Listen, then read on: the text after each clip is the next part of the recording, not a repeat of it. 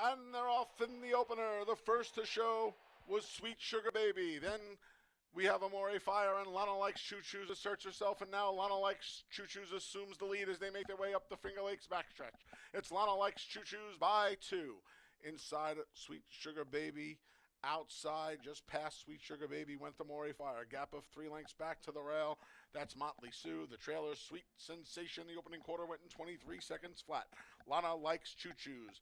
2.5 to the good. Amore Fire creeps closer in second. Dropping back Sweet Sugar Baby. About to be passed by Motley Sue. The trailer is still Sweet Sensation. They're making their way along the far turn. It's Lana Likes Choo Choo's. Amore Fire starts to turn up the pressure now. From the back, Motley Sue trying to chime in from third. Then Sweet Sugar Baby, nothing from Sweet Sensation. The half in 46 and 4. Lana Likes Choo Choo's trying to see it through. Amore Fire breathing down her neck in second. Along the inside, Sweet Sugar Baby. Down the outside, Motley Sue. Amore Fire just took the lead away from Lana Likes Choo Choo's. Up the rail, Sweet Sugar Baby. Down the center, Motley Sue. Amore Fire's almost home. Sweet Sugar Baby at the rail. Motley Sue a final lunge, but coming down to the line. Amore Fire reports home a length and a half winner. Dead tight for second between Motley Sue. Race 2 comes up next. No changes in the second. Pick 3 starts here. Post time in 21 minutes. They're in the gate. And they're off. Their Support the Cat between horses. Moving up now is Banker Blaney. And Banker Blaney to Ring Price has the lead. Along the inside moves up Room Pressure. Then we come back to Peanut Butter Toast, who's back in third. He is flanked on the far outside by Jaximus, who moves up.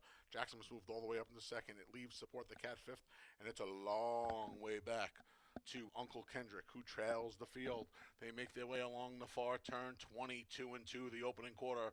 Banker Blaney, the big long shot, alongside the big favorite Jaximus. These two take them around the far turn. They're tracked along the inside by Room Pressure, who's trying to make up some ground between horses. Off the turn and into the stretch. Banker Blaney, Room Pressure with dead aim on him. Jaximus has to do better through a 45 and 4 half. Here's Room Pressure by Banker Blaney, and Room Pressure goes on by with Jeremiah Flores, and they're well on their way past the 16th pole to a race 2 win. It's all Room Pressure. He won it by 4. Banker Blaney held second over Jaximus. Uncle Kendrick made up a $2 double 4-1, 44.60. $2 exact at 1-4, 152 even. 50-cent triple, 146, 176.75 in the 10-cent. And they're off. Lockbox shows first with She's a Wild Joker. Then Darn That Song settles into third. Along the inside, there's Tequila, and the trailer is the favorite Lincolnville Beach. She's 5 lengths from the lead. That's held by Lockbox. Lockbox has an easy lead here, a length to the good of She's a Wild Joker. 3 deep. Here's Darn That Song as they go to the opening quarter here. 3 across the track. Lockbox, She's a Wild Joker, and Darn That Song. They went an easy 24-second opening quarter. It's a gap of 3 lengths back to Lincolnville Beach, who's out of last. The trailer is Tequila. They're midway on the turn. Lockbox dealing with She's a Wild Joker. 3 deep the entire way has been Darn That Song. 47 and 1 for the half. The field comes off the turn into the stretch. She's a Wild Joker. Jackie Davis goes to work. Lockbox and Mikey DeVilla Jr. battle back along the inside. Here's Tequila. Tequila with a late rally along the rail. Lockbox trying to see it through. Here's Tequila. Outside, She's a Wild Joker. Tequila. She's a Wild Joker. Lockbox. Tequila by a half length. Exact at 1-4, 39.40. 50-cent try, 145, 51.62. And the 10-cent super, 1-4, 5-2, $23.50. They're in the gate. And they're off. There's Escape Mission for the lead. Central Love. Kevin Navarro's on his belly trying to get to the top, and they're going to get it. Central Love a half length over Escape Mission. To the inside is Old Point, who just moved up alongside of Lucky Mucho Man. Between horses as Colton goes. There's just a length and a half, 2 lengths separating the first 5, and Colton goes. Stephen Fred, a little traffic there. And it's about 6 lengths back to Money Making Kaz, who trails the field. An easy opening panel in 24 flat. Now Old Point uses the rail to his advantage and has a head lead. Battling right back at him's Escape Mission. They have a length and a half on Lucky Mucho Man as Central Love tries to keep pace in fourth. 3 more to Colton Goes, and the trailer is still money-making Kaz. Escape Mission just put his head in front of Old Point as they go the half in 47-1. Escape Mission dealing with a pesky Old Point who won't go away. Old Point at the rail. Escape Mission to his outside. Coming along the outside, Central Love making up ground late, and Money Making Kaz is at a last. Old Point's battled back and retaken the lead from Escape Mission. Central Love trying to get there too. It's down to Old Point and Escape Mission. Old Point, Escape Mission. Old Point refused to lose. He wanted a half a $1-2, $103 even. $2 exact to 2-4, 42.40. 50-cent try, 246, $20.25. 10-cent super, 2-4, 6-1, $6.90. And they're off from the outside draw. Bustin' Credit between horses. There's Silent Spectre, and along the insides, McDonough. These three have 3 parts of a length on 30 Oysters, who's just ahead of Riley B. Down towards the inside is MCRR, and a long way back, about a dozen lengths from the top, is Bold Force. Busting Credit applying pressure to Silent Spectre. These two speed off. They have 4 on McDonough, who's trying to keep up in third through a quick first quarter of 22-3. Lightning fast for this afternoon. Silent Spectre and Bustin' Credit going at it. McDonough's 4 lengths back in third, shadowed by 30 Oysters. Up the inside is MCRR, then Riley B, and still a good ways back to Bold Force. Midway on the turn, Bustin' Credit just took charge. Busting Credit put away Silent Spectre through a 46 2/2 and takes them off the turn and into the stretch with a 3-length lead. Busting Credit and Andre Worry have now opened up a 5-length lead. 30 Oysters and McDonough battling it out for second. 30 Oysters going to try to make a race of it with Busting Credit, who's almost home. And past the 16th pole, it's all Busting Credit. He's going to win it by, let's call it, 4.5 on the line. Then it was 30 Oysters, 57 cents. And the 50-cent pick 3, 127, $50.75. Race 6 comes up next. Kicks off the final pick 3 of the day. And they're off. There's Joe West right to the top. To his inside is Pentangeli now rushing up between horses. There's Central Station. Between Central Station and Pentangeli at the rails, Tech Twin. Dropping back now is Joe West. The 2 trailers are the heavy favorite Eric Ridge and Croag Patrick. A 3-way scramble for the lead. From the rail out, Pentangeli, Tech Twin, Central Station. They go the opening quarter in a 23-second flat opening quarter. Now, Tech Twin backs out as Pentangeli goes on with it. Central Station hot on his heels in second from the back. Here comes Joe West and Eric Ridge. They come as a duo. 5 more back to Croag Patrick. They're heading to the top of the stretch, led by Pentangeli. Pentangeli has the lead by 2.5 lengths. Here comes Eric Ridge. Eric Ridge takes his shot at Pentangeli right now. 47 and 1 for the half. Pentangeli. Here comes Eric Ridge. Eric Ridge right alongside, and the favorite blows on by. It's all Eric Ridge here in deep stretch. He's going to coast to a 2-length win over Pentangeli. Then Race 7 comes up next. It starts today's late double. Scratch to 1A, trivia. Race 7, scratch to 1A. And in race 8, scratch to 1. Joe's had it. They're in the gate. And they're off. Left at the starting gate was your heavy favorite, Our Fantasy. She spots the field more than a half dozen lengths. Complexions changed immediately.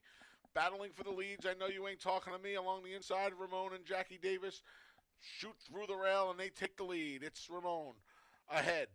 I know you ain't talking to me second. Length and a half back to Sweet Charlotte's third. Stacked 4 deep is Saloon Girl. And trying to catch up to the front 4 is Our Fantasy, who was away slowly. 23 and 1 the opening quarter here. It's Ramon doing battle what I know you ain't talking to me. Sweet Charlotte's right into contention. Just a half length from them in third. Saloon Girl trying to keep up. And from the back, Our Fantasy creeps closer. She still has a half a dozen lengths to make up. The field is making their way to the top of the stretch. 3 across the track. Far outside, Sweet Charlotte's. Between I know you ain't talking to me. There's Ramon. Where's Our Fantasy going to go? Kevin Navarro switches her to the outside. The half in 47 and 1. Sweet Charlotte's hit the lead. Here comes Our Fantasy with with a full head of steam down the center and a re-rally. I know you ain't talking to me. Neither of them have enough, as our fantasy from last to first after an impossible break won it by 4. 56th Belmont Stakes takes place at historic Saratoga Racecourse. Come on out to Finger Lakes Gaming and Racetrack. Gates open at 10:30 for a special first post at Saratoga. And they're off in the nightcap. Off a touch slow was Benchwalk from the inside draw. The two outside markers, Oliver the Twist and Meseta, show the way. They opened up a 2-length lead over a recovering Benchwalk. Then between horses, there's Reiner settled into 4th. The favorite Parade Field's 5th. He's about 5 lengths from the lead. And the trailer early on is Don Bernardo. They go around the clubhouse turn, led by Oliver with a Twist. Oliver with a Twist and Jose Baez have a measured length on Meseta, who gets a little bit closer in second. Then Reiner moves up 3 wide through an opening quarter of 25-1. Riding the rail is Benchwalk. He's 4 lengths from the lead. He was just passed by Parade Field, and it's about 4.5 lengths back to the trailer, Don Bernardo, as they make their way up the Finger Lakes back stretch, 3 across the track. Oliver with a twist at the rail. Meseta between. Reiner to the outside.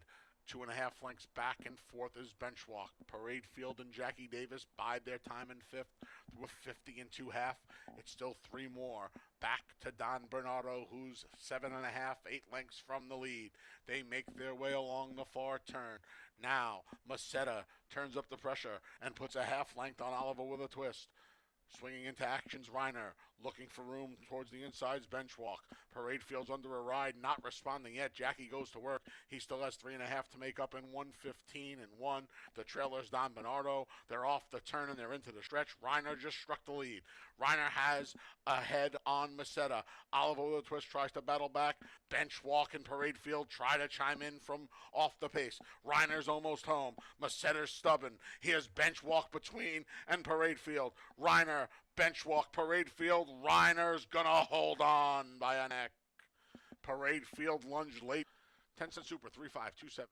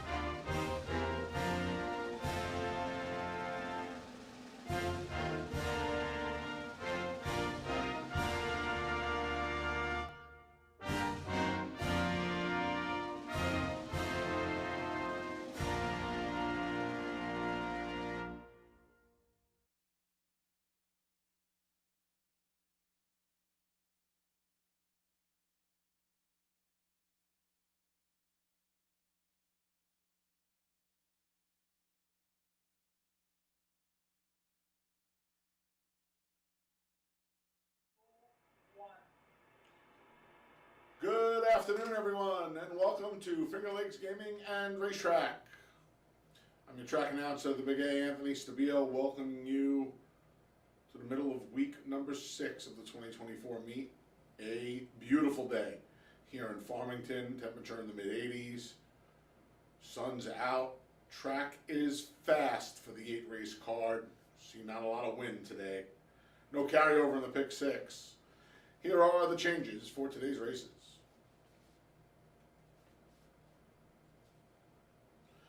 In the opener, early double in the early pick 4 starting race 1. Scratch to 1, Mo Negan Dunn. race 1, scratch to 1. And an additional workout for the 5, Equanimous. May 30th, right here at Finger Lakes, 4 furlongs over a fast track and 48-1 breezing. That additional workout for the 5, Equanimous, in race number 1. Race 2, overweight for the 4, Wine Trail, 2 pounds over. Race number 3 starts today's pick 6, no carryover in the pick 6. Please note, the number 2, Fidelia, raced without front shoes in her last start, but will race with front shoes today. That equipment note on the number 2, Fidelia, in race number 3, the start of the $1 pick 6. Race 4 kicks off today's 50-cent pick 5. No changes in the 4th. Race 5 kicks off the late pick 4. And there are no changes in the 5th. The final pick 3 of the day kicks off in race number 6. Race 6 is clean. Race 7 kicks off the late double. Race 7 is clean. And these scratches out of the finale. The rider change as well. Rider change for the 2, Almendro to Jackie Davis. Jackie Davis rides the 2. Scratch the 3, Dr. Blarney. The 6, number 1, Dylan. And the 7, Cape Cod Gem. Again, in race 8, put Jackie Davis on the 2 and scratch 3, 6, and 7. Again, a beautiful day here at Finger Lakes. Main track is fast. No carryover in the pick 6. Starts in race number 3. Coming up next, the Tuesday edition of Takes from the Lakes with yours truly and Dave Mattice.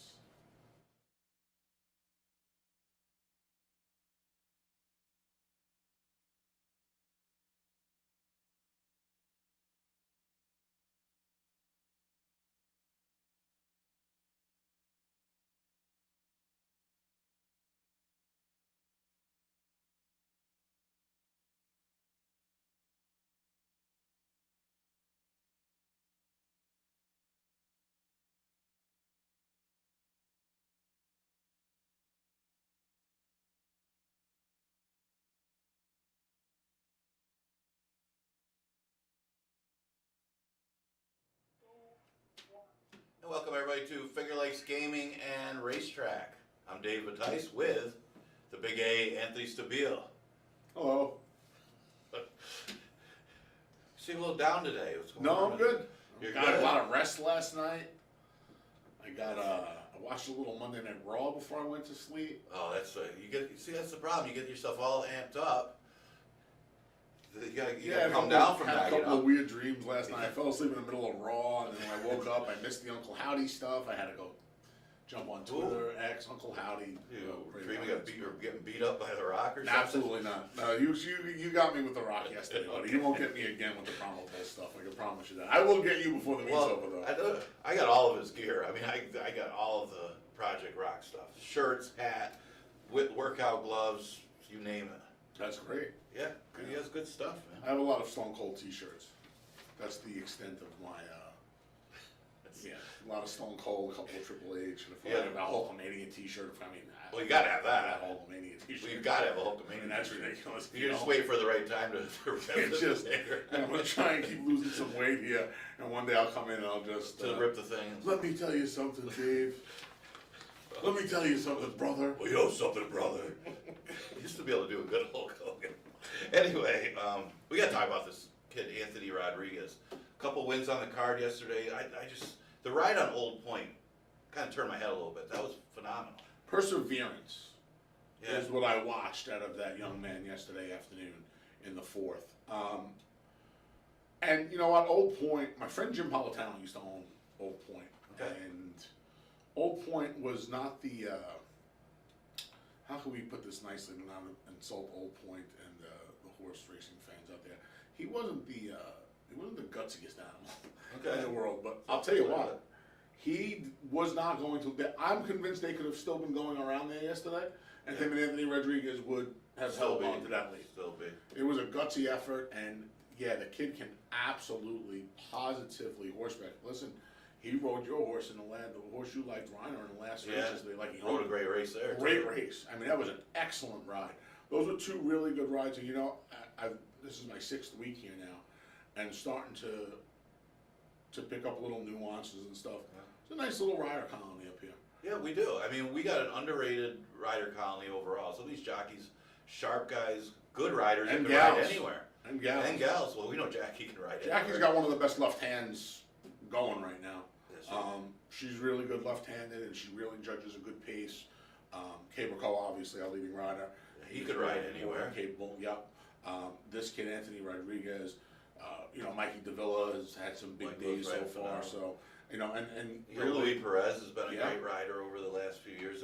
We got some really good riders. John Davila over the years has got a good thing going with Chris Aguilar, but really strong rider over the years. So these guys are really good here at Finger Lakes. it's been fun to watch too. And you have other riders here that just don't get as many chances. I'll give you a guy off the top of my head, Dalton Brown. Dalton knows what he's doing on races. He doesn't get a lot of chances, but Dalton's the kind of guy where he's been around a long time. He's got on a lot of horses. He's ridden at a lot of different places. There are some hidden gems up here in that jocks room. So Yeah, I've known it over the years. I've seen them, and you watch other racetracks. I can tell you this: when I go to make a bet on a horse, and I'm being completely honest here, I don't see one rider and say, "Oh, I can't bet this guy or gal," and that's the signs of a fun, and a contentious colony. I can't necessarily. I'm not saying that as a negative way. I'm saying some jockeys don't fit certain horses. Yeah, that's different. But there's not one person in that room that I look at that I go to make a bet. I'll go to my Finger Lakes bonus bets account, shameless plug, and look and say, I'm not betting this guy. There's not one rider here that I will say that about. Okay. What about trainers? I'm not going to say anything. First race. The first race, the allowance First race. race. This for Fillies and Mares, number 1-2 condition, going to distance of mile 70.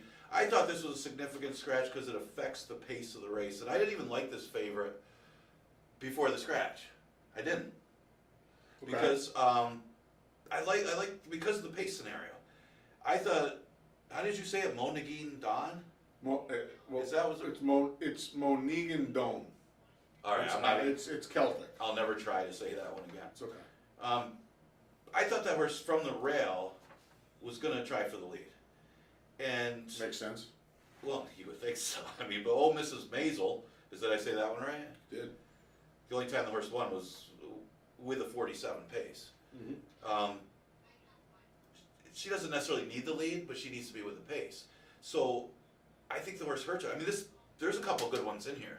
I mean, this one is not so outstanding that she should be 2 to 5. Of course, we had a couple of really heavy favorites yesterday. I wasn't how sure she's going to be, and you're right with Monegan Dome out of here. She could be very, very short, even though I thought there was a chance that Quantum's first time Lasix, I announced that extra workout. Maybe she goes. Maybe she goes. But it helps. I mean, just having the horse from the rail out of there helps this horse. For sure. She's got the numbers to win. Obviously, we could talk about the breeding. We don't have that many practical joke horses here at Finger Lakes. Mm-hmm. Yeah, she's going to be tough. I was and a rare Barry Schwartz horse that he actually bought. Okay. He usually, the Stonewall Farm horses are his. He usually breeds them. But he actually bought this one. Spent $150 for this one. 150,000, right? As a yearling. As a yearling, yeah. Now, Dulce Sarah, they give me tough names today. Good thing I'm not the announcer. Dolce Seta. Dolce. Dolce Seta. Is that French or Italian? It's Italian. I should know that. I'm Italian. It's okay. My mother is just good. I hope she's not watching the show. You always say that, but my mother watches once in a while too. That's good. This one, no slouch. Out of that dam, the dam actually cost $500,000 as a 2-year-old. Of course, it's an into mischief. Mm-hmm. This one was $70,000 as a 2-year-old. So obviously, she's no slouch. She was at the Belmont at Aqueduct meet for the last race. She made an appearance there before. He's the best. I was liking her a little better with Mona Hedon in there because it affects the pace there, and she's going to want to sit and make a run. Grace Reform's obviously the other one. She's no slouch either, coming out of those tough starters. But I think the scratch really helps. I'm going 6-4-3. Okay. But it's those 3. I went 6-3-4. That was first time 2 turns for Grace Reform last time. Right. And it's better down at Parks, and it was first time Lasix as well. So Yeah, she just kind of lost contact with the field early, and I'm hoping Jackie, and I think Jackie will do a better job at just keeping this horse in the game. First time it's older horses too. Yeah. Okay, second race, 5,000 claimer going 6 furlongs, and yeah, look at this PJ's Riders. At first I saw them like, how could PJ's Riders be 8-5 against anybody? And then I look at the pace scenario, and the horse does look like Lone Speed, but I can't go. Maggie's just got so much better numbers. I am a little concerned, and it's 6 furlongs. That's the race, though, isn't it? I mean, I give Dare to Be Great a shot too, but I thought PJ's Rider's going to be out there alone. But it's 6 furlongs. I just can't take this horse going 6 furlongs at 8-5. When you got a horse like Maggie who's been running against so much better, drops. I mean, Isn't Maggie going to be favored though? I don't. I think it's now because we're both picking the horse. I think that's going to have some influence. But the morning line, yeah, you're probably right. I mean, I'm just looking at PJ's Rider as a favorite. I mean, Amore fired to come back to win yesterday, and Bustin' Roxy's won 3 times now at the meet. Right. That was her second win, so she does come out of a bit of a live race, and she cuts in half. And the last time she was at this level here, But it's not like galloped. she was competitive in that last race. No, but she could have needed it. But the thing is, she is long. She has a tactical edge. There's no other speed in the race. The closest one to her is going to be Maggie. Yeah, that's why I took her. I just figured, combine the fact that she's probably a little classier and she's just going to get the right trip off of her. Right. But I'm not convinced PJ's Rider won't just keep going today. No, it's 6 furlongs, and yeah, I just don't love the horse going 6 furlongs. 5.5, I might have said if Maggie's going to be the favorite, I'll take PJ's Rider. But the problem with Maggie, though, you just hope she's not going the wrong way. The horse hasn't hit the board in 7 starts. Does that bother you? I'm going It's to tell a you much what easier I'm going race. to tell you what didn't bother me. What What's didn't that? bother me was Ray Handel claiming her back. Ray Handel lost her for 14. Punchy Goberdon had her for a couple of starts, and Ray took her back. And then she didn't work out, right? It didn't work out, but I think the intent was there. She's been claimed an awful lot too. This filly, she's been popular. No, she's not named after your friend in New York. She's not. No. You know what's funny though? They ran when Maggie broke her maiden. She beat a horse named Maggie T. Okay, that's interesting. Maggie beat Maggie T. It was 4:11 or 11:4. You would have had fun calling that race. Yeah. My man Johnny I was in the booth for that one. Maggie Okay. Maggie T. Maggie beat Maggie T. I believe. Maybe it's Rod Stewart. You know, Wake Up Maggie. Maybe. Good song. No, Maggie May. Yeah. Maggie. Something like that. Yeah, you're right. Third race. I'm obviously not a big Rod Stewart fan. No, don't let Phyllis No. hear you say that. What? Don't let Phyllis hear you say that. Oh, Phyllis would be very upset at that. Oh, I hope she's not Phyllis watching loves the show. it. Phyllis Well, absolutely loves it. I take that back. Rod Stewart is phenomenal. Phenomenal This singer. guy's afraid of my mom. She's a phenomenal. Rod Stewart's You're on a phenomenal. long, singer. you're on a long and Is illustrious he, list, is my he friend. still alive? He is. Okay. I think this is his final tour this year. Okay. See, I wouldn't know. Or he's doing a residence in Vegas or something. Yeah. I I might just do hope that. I got to be able to get to that I might show. do that in the fall. I think after we close up in Thanksgiving, I might go do a residence in Vegas or something. Maybe There you Atlantic go. City.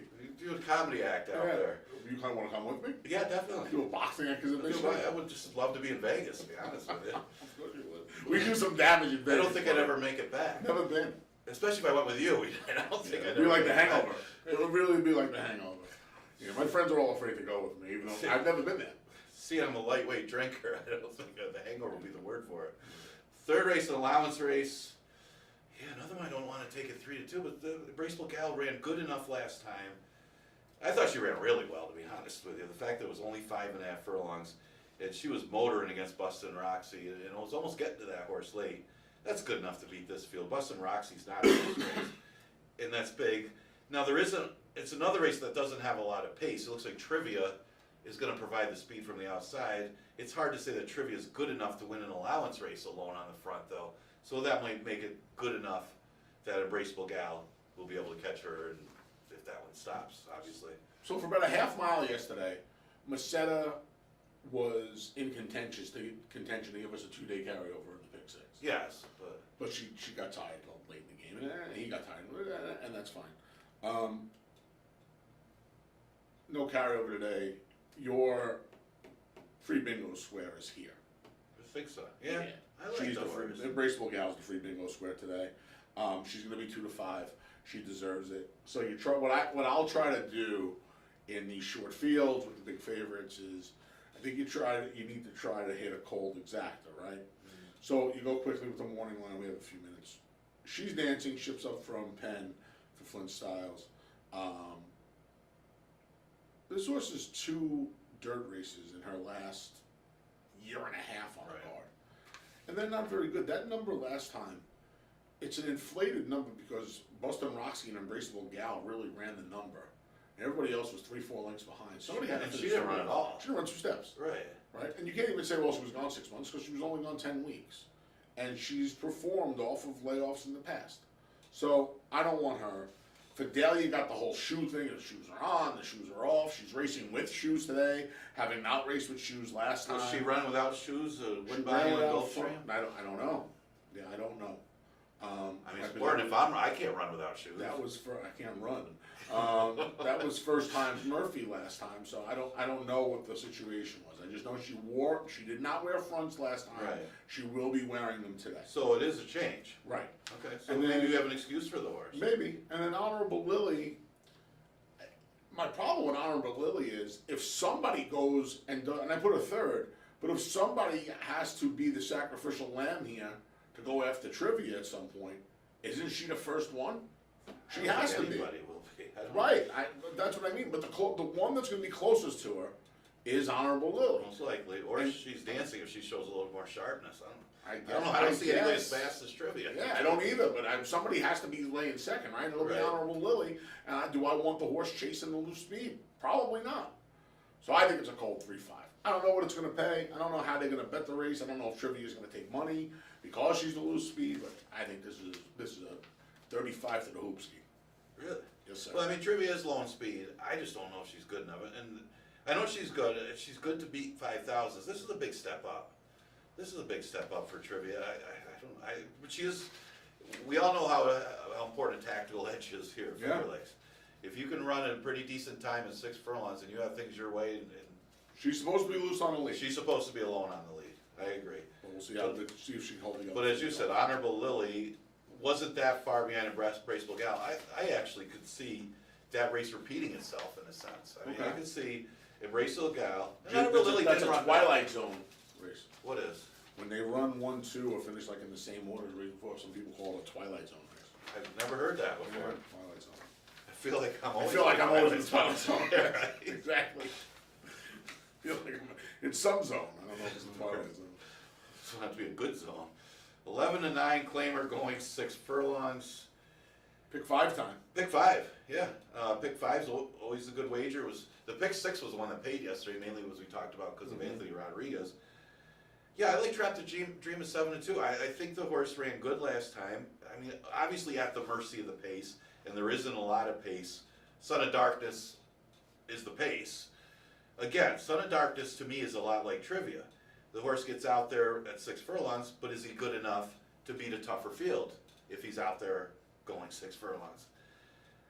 It's hard to. I know we only got Blinker's off, by the way, too. blinkers off, and it's hard to like a deep closer when you're talking about a race that doesn't have a lot of speed in it.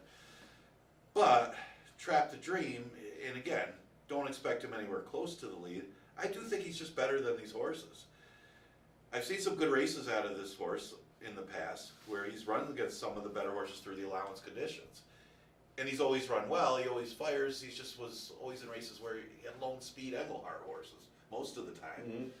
And this is a much easier field. You're talking 11 to 9. I know he's off the layoff, but as we were talking before the show, before we went on, John Buckley has really been really good off of the layoff. Fantastic. Horses are all coming back firing big shots. Yeah, this horse is a big chance to them. My problem was the pace scenario in here. Yeah, and that's what I've been talking about. Is like, that's my one knock. Because I don't have a problem with the layoff. I was talking about yesterday. We had the first 5 races, 4 in a row, 2nd through the 5th. Yep. We're all horses off the layoff. All layoff horses. All layoff. Fresh horse is a good horse. One of them I think was John Buckley. So I'm going to go with this one on top. Winning drive, claimed out of the last race by John Grabowski. Legendary rider, by the way, here. I don't know Sure. if you remember him. I do. I'm 99% sure he rode the horse that we were talking about before the program began. down at Belmont to win the General Douglas MacArthur, which we don't even run anymore. I never even. Well, I know the general. Glad you know your American history. I know. You don't know your Belmont, New York I don't State's know. history, apparently. Hey, see, you know all the Belmont aqueduct Yeah. stuff. I could go back in the history books with Yeah. that reference. But winning drive, yeah, I could see the horse didn't have a good trip. Moves the 11-9, and that's not a tough move. I mean, it's not even like a step up in a sense. So the horse plays. My tricky read was Ghost Giant. I mean, what do you do with this horse? He's unproven on the dirt. He's got class, but his dirt race, I mean, it's not that good, right? I mean, My problem with him isn't even necessarily the dirt. I don't know if he wants to sprint. that's I another. think he wants more distance. I put him third just out of some, he's an old friend out of respect. Yeah. I thought winning drive made a ton of sense here. Yeah. Sitting second to Son of Darkness and just kind of working out the trip, right? You know, going for the difference, especially with the pace, going 5 and 6 with these horses coming off layoffs. Like, you know, I was telling friends, like, well, what's it like calling races up there? The first 2 weeks up here, I can't even, like, I don't want to say I don't count them, Yeah. but the gates in front of you. So what I'm trying to explain, folks, is when most of our races are going to be 6 furlongs now.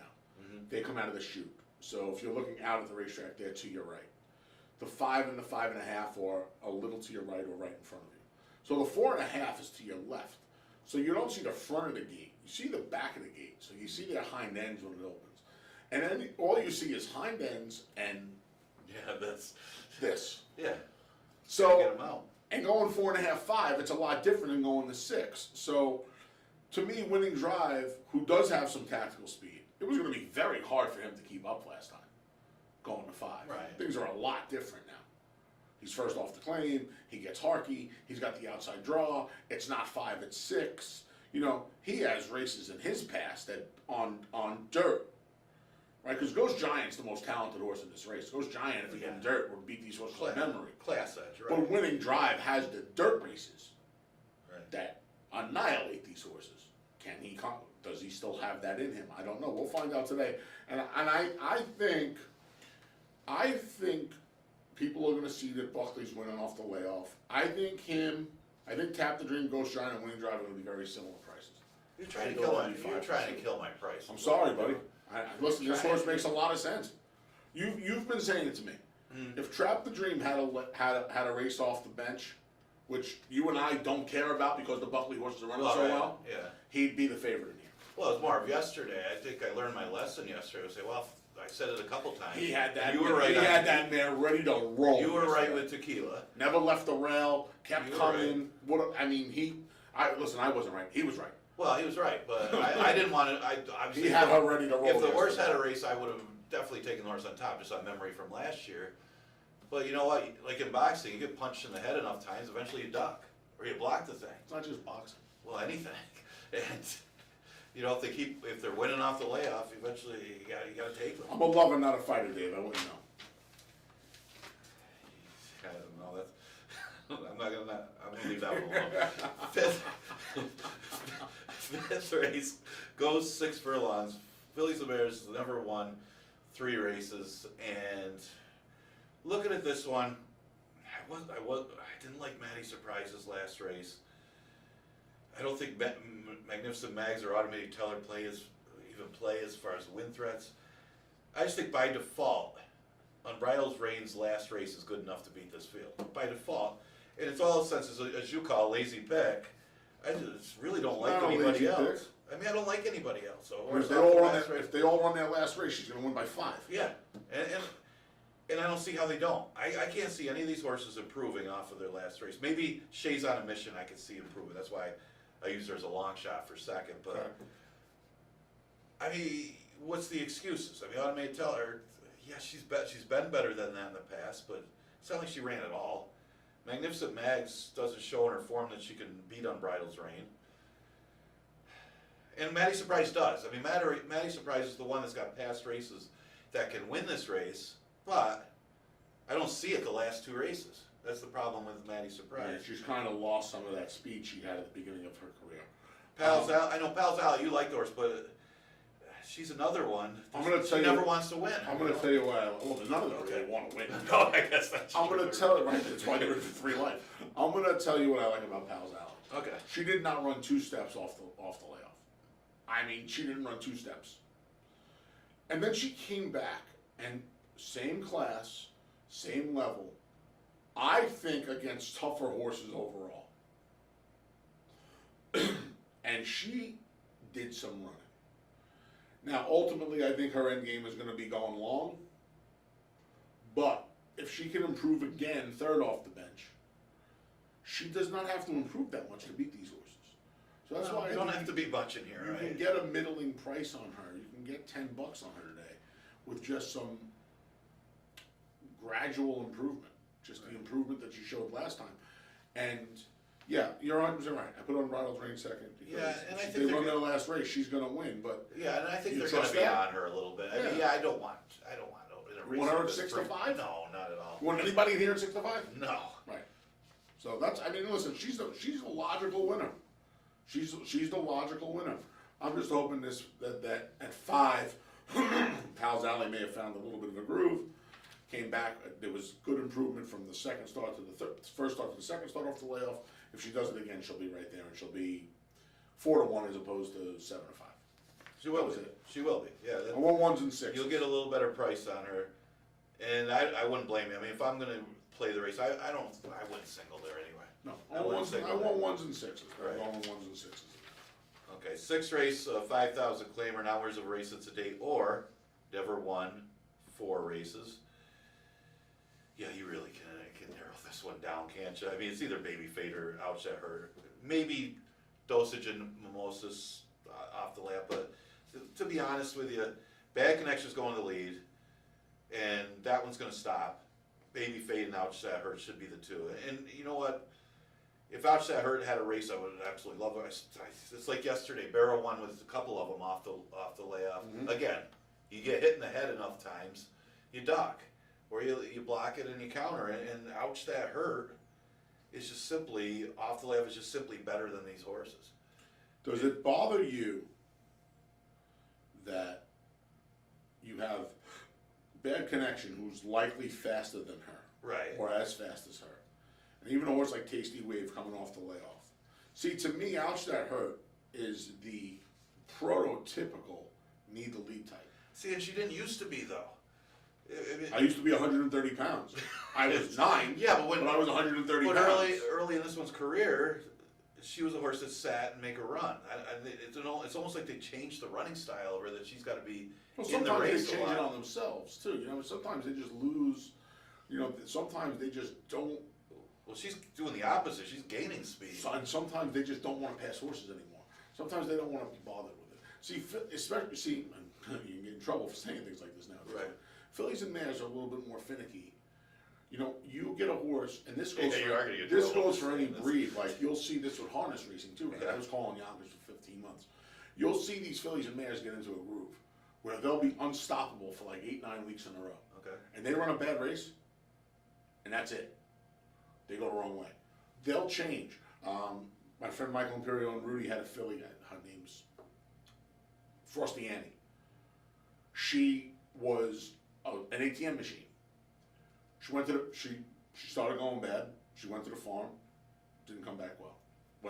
Came back, ran a couple of times, went back to the farm. When she came back from the farm the second time, she got right back on the train. Like they'll just go the wrong way.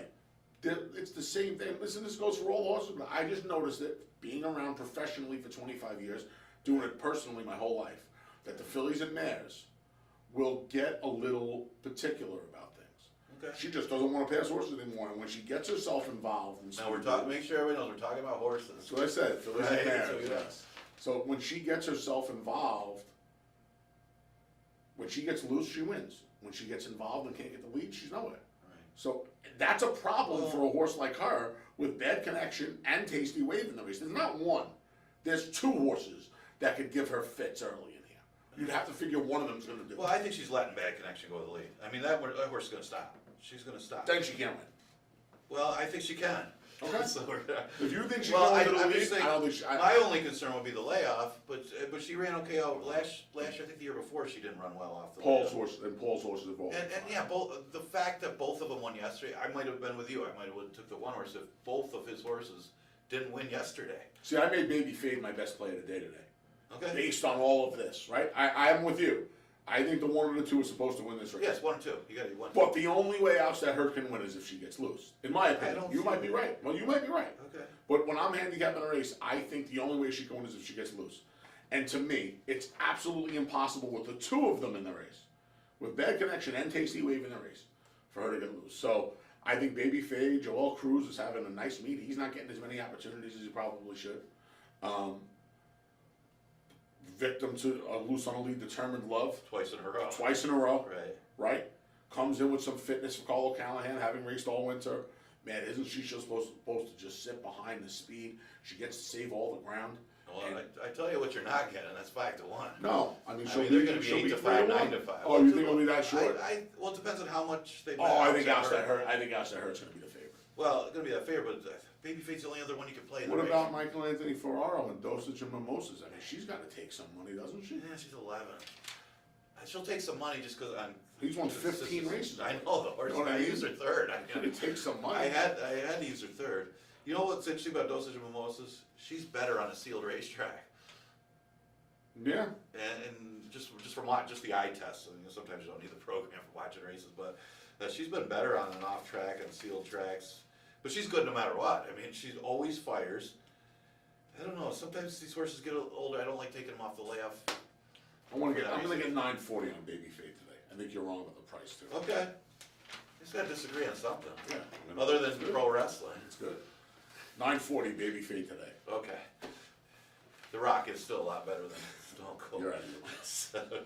Guy saved the Federation. It's a story for another day.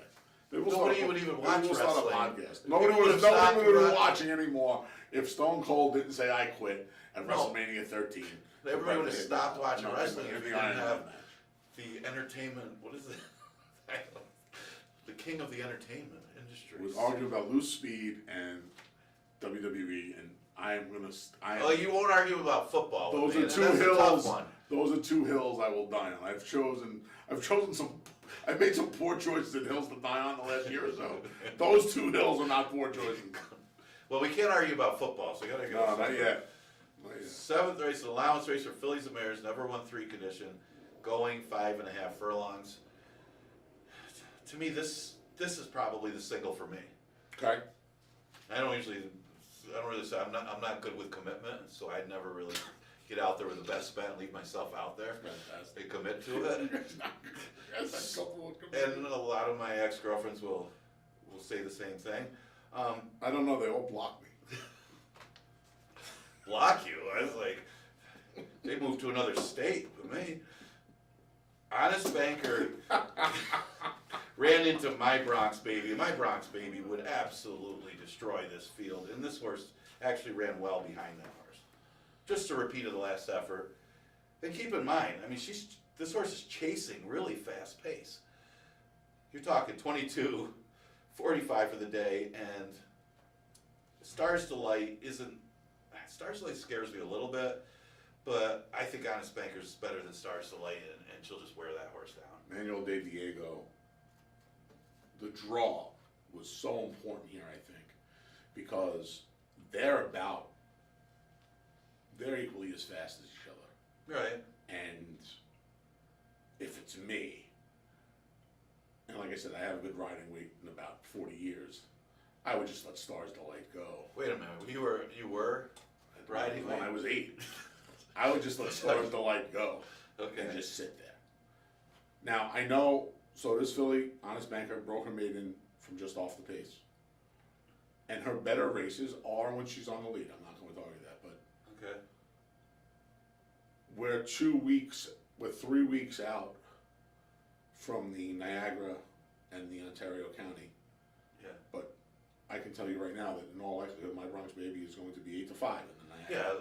Yeah. Right now, it looks like the favorite. Right. Right. So she's running behind her. She's beating Stars Delight by a considerable one. Now she was well ahead of Stars Delight last time. Different pace scenario, different pace scenario right. now. There's no My Bronx Baby in here to set the pace. So I don't know. You want to know what? To be honest with you, I don't want to sound cocky about this. I don't know. I don't know if it's going to matter where she sits. Probably not. That's what I said. She's probably my signal. Like you like the other one is the baby fade. Yeah. I would say this. Of course, you're getting a little bit priced. I'm getting 2 to 5. I don't know, but it still looks like a single. It's just the races she comes out of. Again, she's ahead of Stars Delight. Maybe Stars Delight can turn the tables if she lets her go like that. If she keeps her in the race, as we always say, you keep the other horse in the race by letting them go a little bit. I don't think they do that. I think they do go after her at some point, and that's the. I don't think it matters. You're right, but if they do let her go a little too much, maybe that's the chance that she would get beat. The other one I liked with a good stalking trip was Silent Invasion. Could be sitting off the two of them if that ends up happening. Yeah. And then Stars Light was the other one I used. So I used 3-5-2. I thought Ruby's Mission was a little interesting on the outside. She has her last 2 races of last year, her last 3 races really she kind of turned the corner. She improved, I thought. right?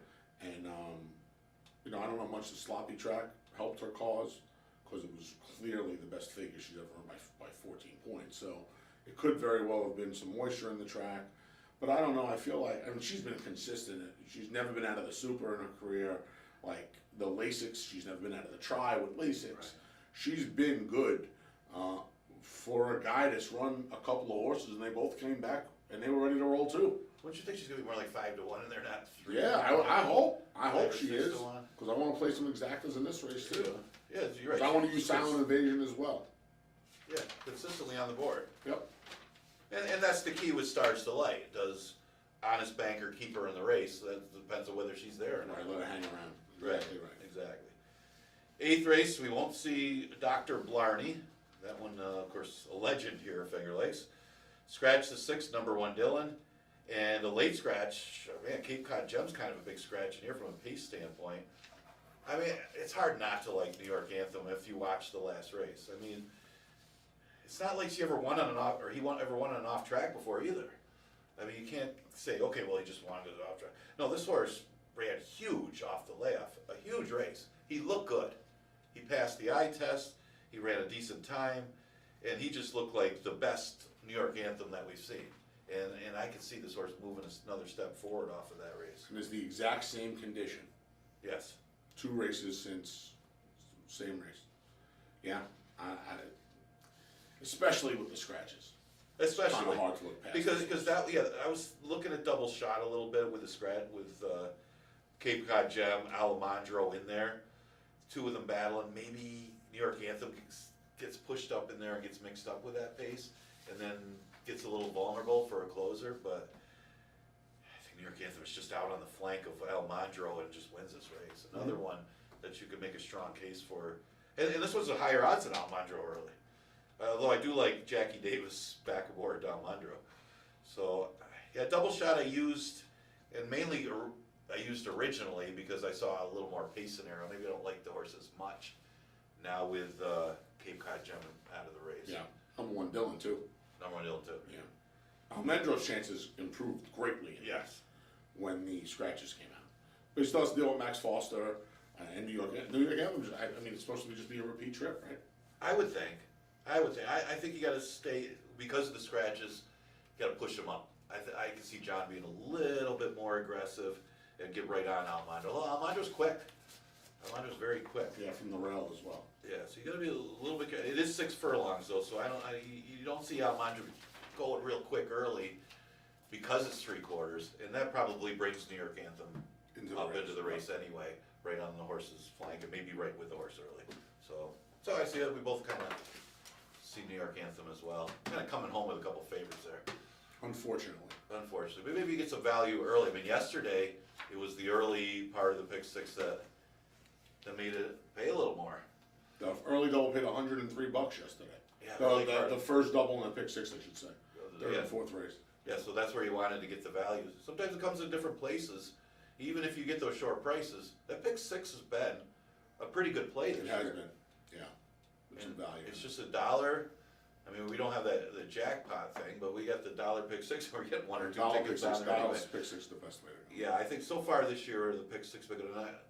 And as we go along, I think the pick five is going to start being a pretty nice wager as well. So we're going to continue live racing Monday through Wednesday. Of course, have you had a chance to look at the Belmont field at all? At I Saratoga? have. Do I call it the Belmont at No, Saratoga? it's just called Saratoga. Okay. But There's why no, can't, there's no, no why B, there's no BAs and BAs and I'm interested, I haven't seen the program yet. Of course, when they run a race over, I want to see a BAS. oh, you're gonna see SAR, buddy. Yes, I'm they- sorry. That's what they went with. It's not Went the with Saratoga meet. No, listen, you It's know, the Belmont at Saratoga meet. preaching to the choir. Okay. Preaching to the choir. Anyway, I think me and Anthony got some things to straighten out here. He's going to be heading up to the booth. We got some races coming up, 8 races today. Hope everybody enjoys it. See you tomorrow. See you.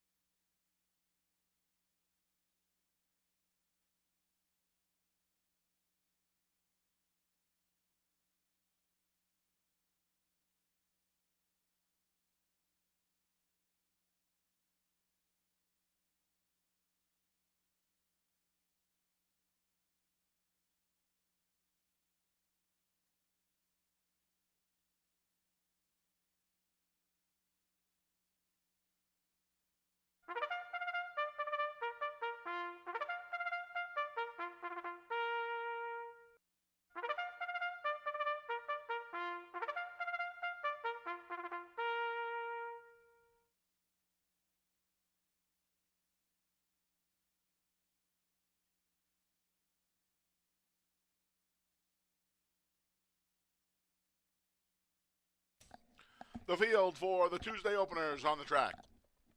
Scratch to 1, Monigan Doan. The 2 is Lindsay with Nazario Alvarado. The 3 is Grace Reformed with Jackie Davis. The 4 is Dolce Seta with Luis Perez. The 5 is Equanimous with Joel Cruz. And the 6 is Oh Mrs. Maisel with Kay Bercoa. Early double, early pick 4, offered in race 1, post time in a little over 3 minutes. Welcome to this Tuesday afternoon at Finger Lakes. I'm the big Anthony Stabile, track announcer. Beautiful day here in Farmington today. Come on out to the races if you're in earshot. It's in the 80s. Partly to mostly cloudy skies, so the sun's not baking you on the apron. Come on out. Really nice day. Kick it off with a little allowance contest going 2 turns, mile and 70. There's my top pick, the 6, Oh Mrs. Maisel. First start from Michael S. Ferraro. Comes in from the Horacio de Paz barn. The familiar black and white of Barry K. Schwartz. This one showed speed down in Maryland for the better part of 2022 and 2023. Finished second last out. She'll make her first start against Allowance Company, having tried 2 lifetime claimers for about a year and a half. But she has some speed, and with the one coming out of here, unless Equanimous right next door shows some speed, she should be able to control things on the front end. She has leading rider Kay Bercoa in the saddle. I'll take the 6, Oh Mrs. Maisel. Now your prohibitive favorite. Second choice, the 3, Grace Reformed. It's first time 2 turns, first time Lasix down at Parks last time for Michael Catalano. He reaches out for Jackie Davis. And we'll see. She was in another time zone last time, and she made up some ground late. I would imagine Jackie's going to try to keep her in the game a little better, because she was closer and, quite frankly, in faster sprints than she was last time, stretching out for the first time. We'll see if Jackie tries to keep her in closer order today. I would imagine that she doesn't have a choice but 2. And then Dolce Serra, the number 4, comes in from Aqueduct. Just 1 for 30 in her career. She'll stretch back out around 2 turns. She actually ran in a starter allowance race back on New Year's Day, and she didn't race all that poorly. That race makes her a contender here, but Connections have been content to just keep her sprinting and around 1 turn. We'll see if the 2 turns helps her cause today. 6, 3, 4 for me here in race 1. Again, early pick 4, early double. Free PPs over at fingerlakesgaming.com, courtesy of Equibase. Each and every racing day here at Finger Lakes will be open early this Saturday, June 8th, for the 156th Belmont Stakes, live from Saratoga Racecourse. We'll be open at 10:30. First post from Saratoga, 10:45, with the Belmont Stakes set to go to post at 6:41. You can watch and wager on the entire card right here at Finger Lakes Gaming and Racetrack. Today's action kicks off in just about 3 minutes. Best of luck in the opener at Finger Lakes.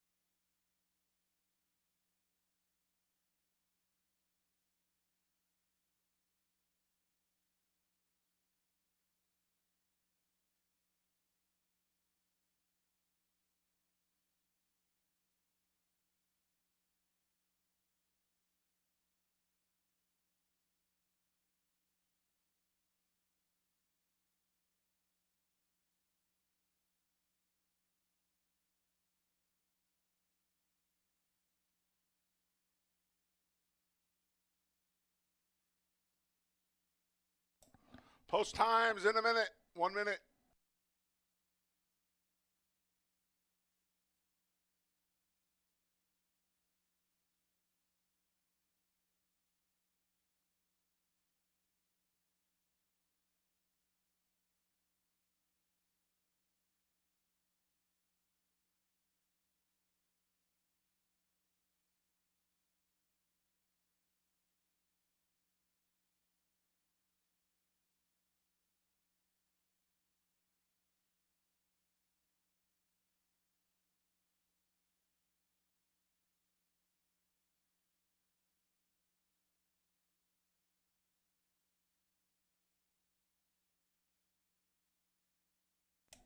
The field for race 1 is behind the gate, and it's post time for the Tuesday opener. First to load is the gray Lindsay.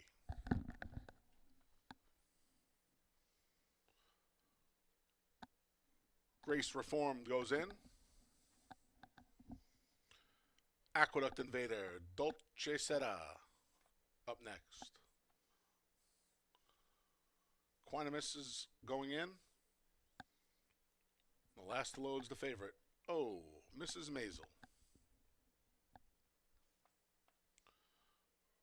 They're in the gate. And they're off. Breaking a little outwardly there was the favorite, Oh, Mrs. Maisel. For the lead goes Grace Reformed. Now it's Equanimus. Equanimus is outside of Grace Reformed. A 3-wide Oh, Mrs. Maisel. Mix it up early.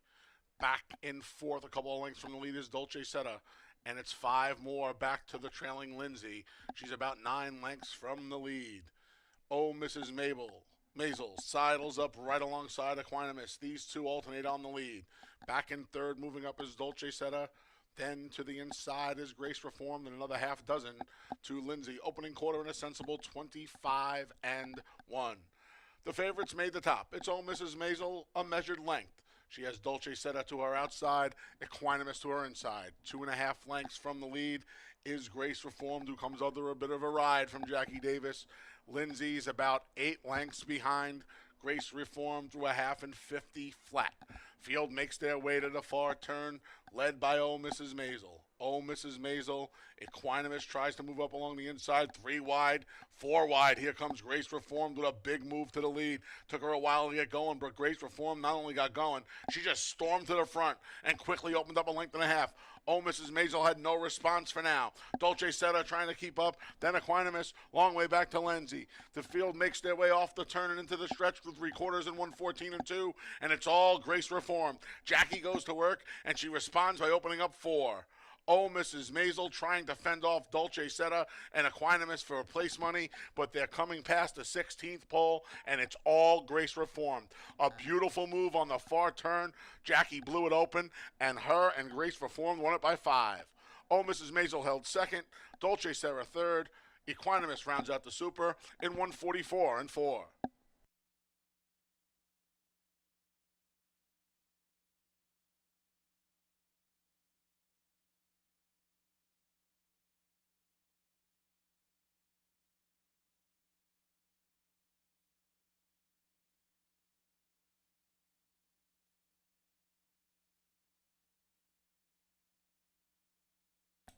Number 3, Grace Reformed was first.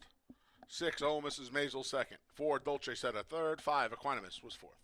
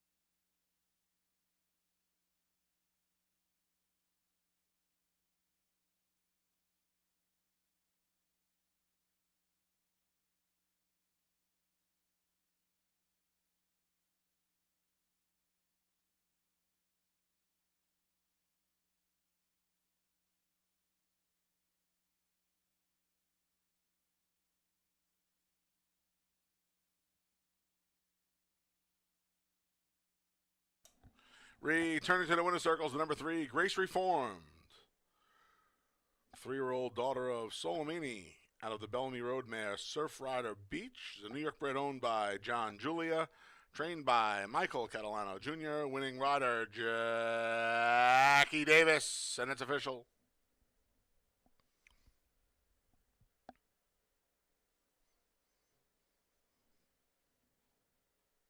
$2 exacta, 3-6, 11.20, 50-cent try, 3-6-4, $4 even, and the 10-cent super, 3-6, 4-5, $1.30. Race 2 comes up next. The first pick 3 of the day starts in race 2.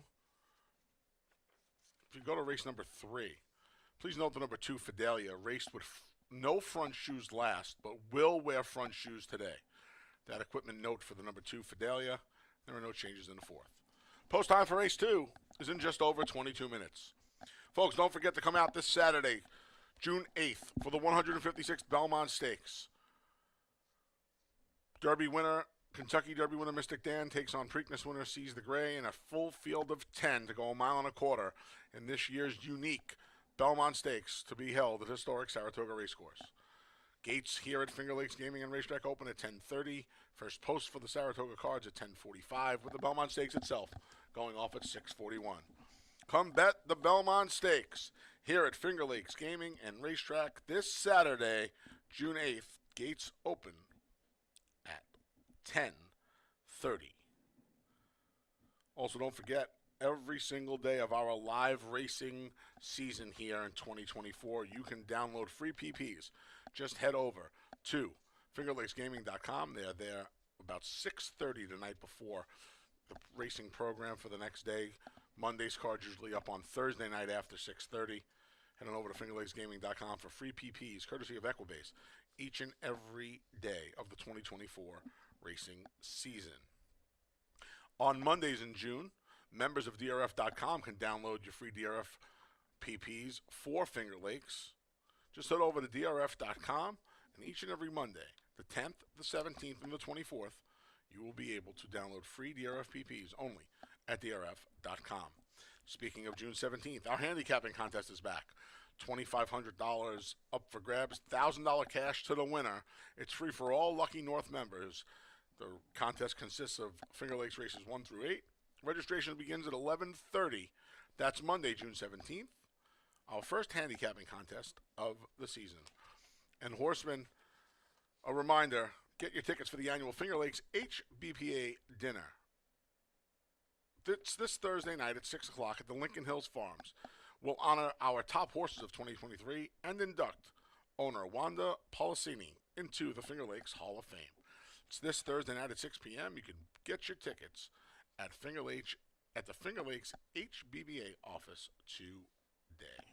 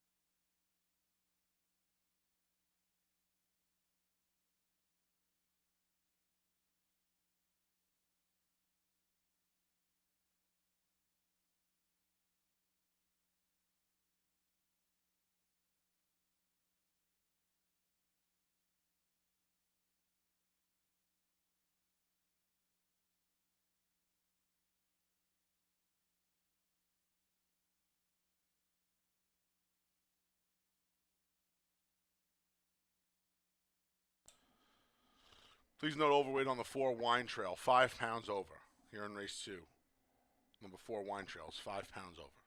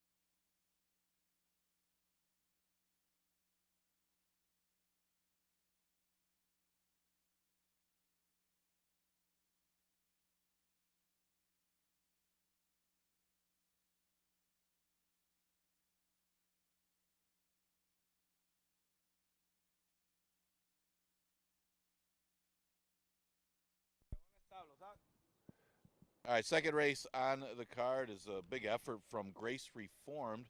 In the first, it was Jackie Davis for Mike Catalano to start off the card. You got almost a $6 winner in that race. Was second choice on the board. All right, looking at this second race, obviously got a short price favorite right now. Maggie, a little bit of issue getting over here. Looks to be fine now in the paddock. Obviously a class edge and a numbers edge on these rivals. Now, she's been facing a lot tougher. She hasn't hit the board in her last 7 starts, so they take a big drop in class to 5,000. Significant drop from the 14,000 level.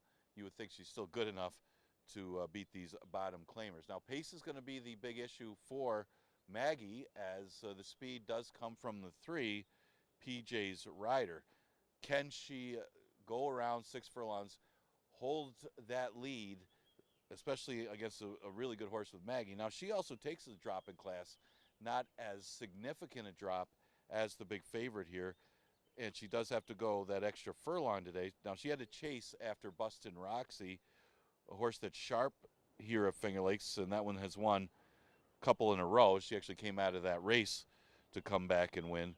Well, she goes the other way off of that race as she drops to 5,000 and might be just good enough to beat these 5,000 claimers. She looks to have a tactical edge as the main speed of race number 2. The other horse I thought might have a long shot chance in here would be the 6, Dare to Be Great. She had an improved effort coming off the break last time. Wasn't a bad effort at all, finishing 3rd. You see the horse that was 2nd will run later today. Looks to be a big threat in that race. And the one that won the race was the main speed of that race. Determined Love had everything her own way and didn't come back. This horse actually did make up a little bit of ground in the stretch to be 3rd. So if she can move forward from that race going the extra furlong, she should be able to be in the number in here. She's going to be a good price, especially with all the money on the 5 Maggie and the 3 PJ's rider. Exacta Tri Super Daily Double and Pick 3 starts in race number 2. He got 7 minutes to post.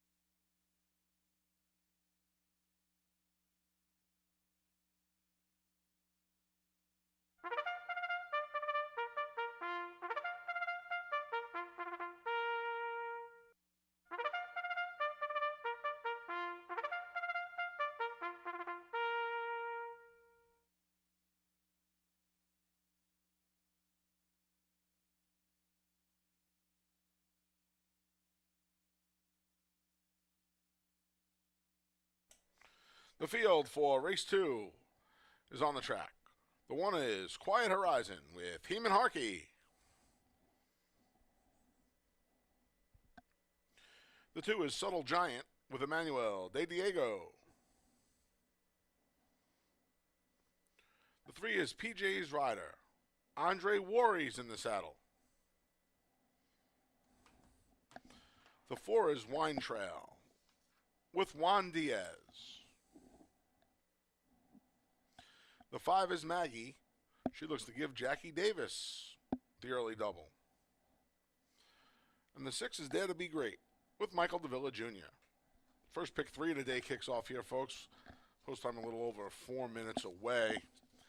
Well, I had a feeling the morning line would at least be flip-flopped here. I didn't know.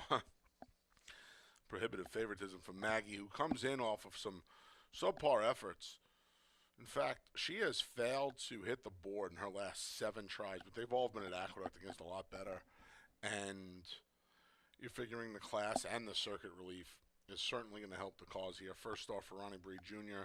That doesn't hurt things lately. Ronnie's horses have all been running well.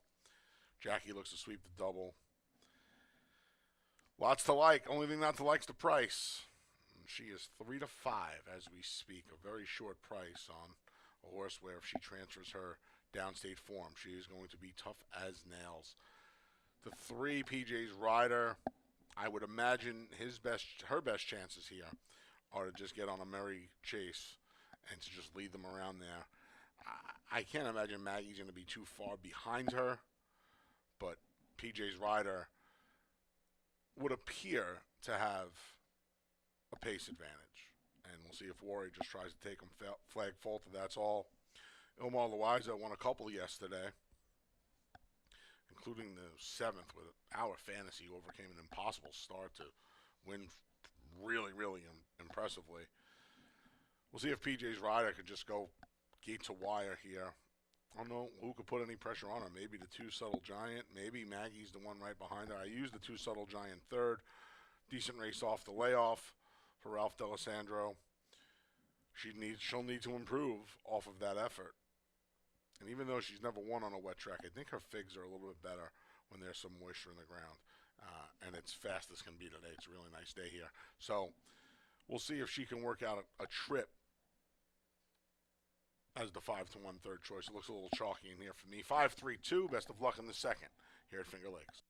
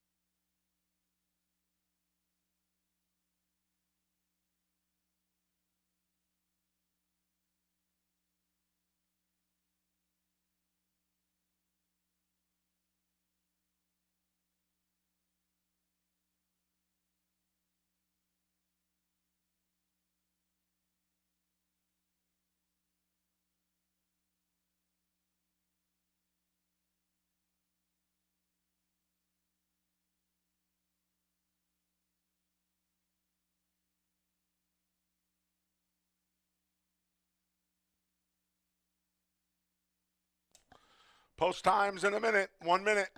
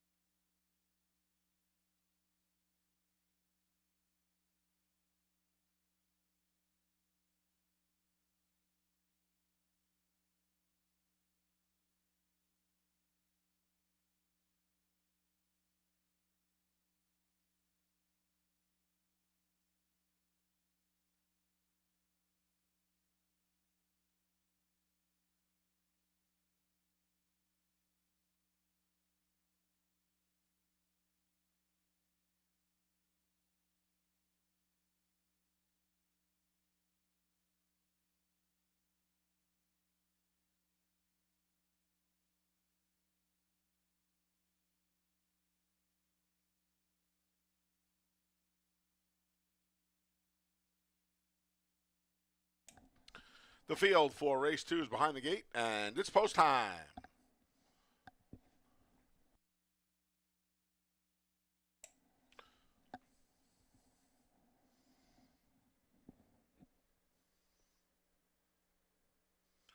Field set to load for race 2. First 2 in are long shots. Quiet Horizon.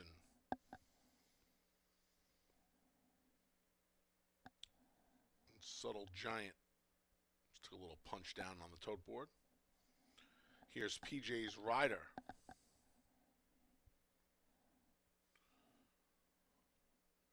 Wine Trail goes in.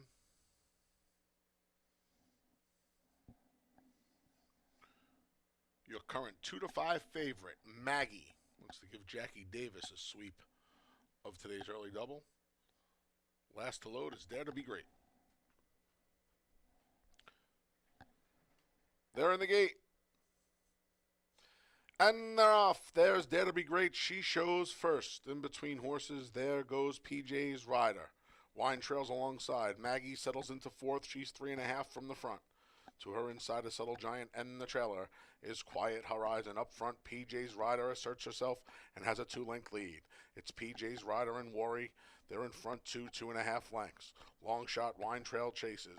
Along the inside, moving up now, there goes Subtle Giant. Between horses now, Maggie tries to move up. Back in fifth is Dare to Be Great, and the trailer is Quiet Horizon. 23-1 the opening quarter. PJ's Rider, Maggie appears on the scene, and Maggie starts to ratchet up the pressure on PJ's Rider. PJ's Rider's all out, but could not withstand the rally of Maggie. Maggie goes by through a 47.5. Maggie drifts on the turn, but her and Jackie are a length and a half to the good of PJ's Rider and begin to draw away. Dare to Be Great's trying to move into second along with Subtle Giant. They're coming to the 8th pole, and it's all Maggie. Maggie's built a 4-length lead. Dare to Be Great moves into second. Here comes Subtle Giant from the back. Looking for a piece is Quiet Horizon. No doubt about the winner. Jackie sweeps the early double. Then it was Dare to Be Great, Subtle Giant, and Quiet Horizon in 113-1.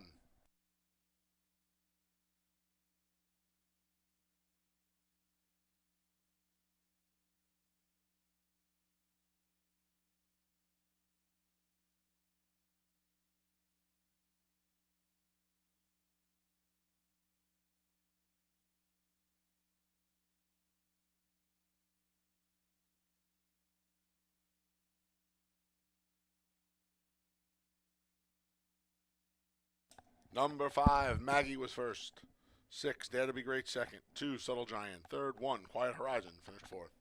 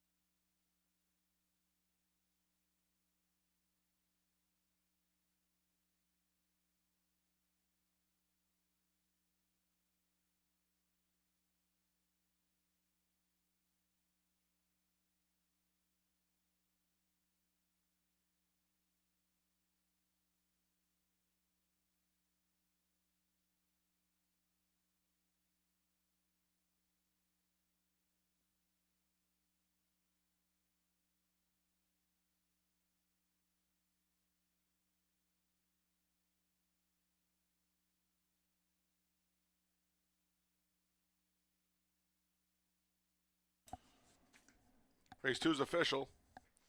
Returning to the winner's circle is the number 5, Maggie. 4-year-old daughter of Central Banker out of the horse chestnut mare Casablanca Babe is a New York bred.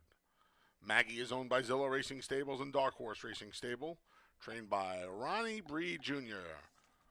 A sweep of the early double for rider Jackie Davis.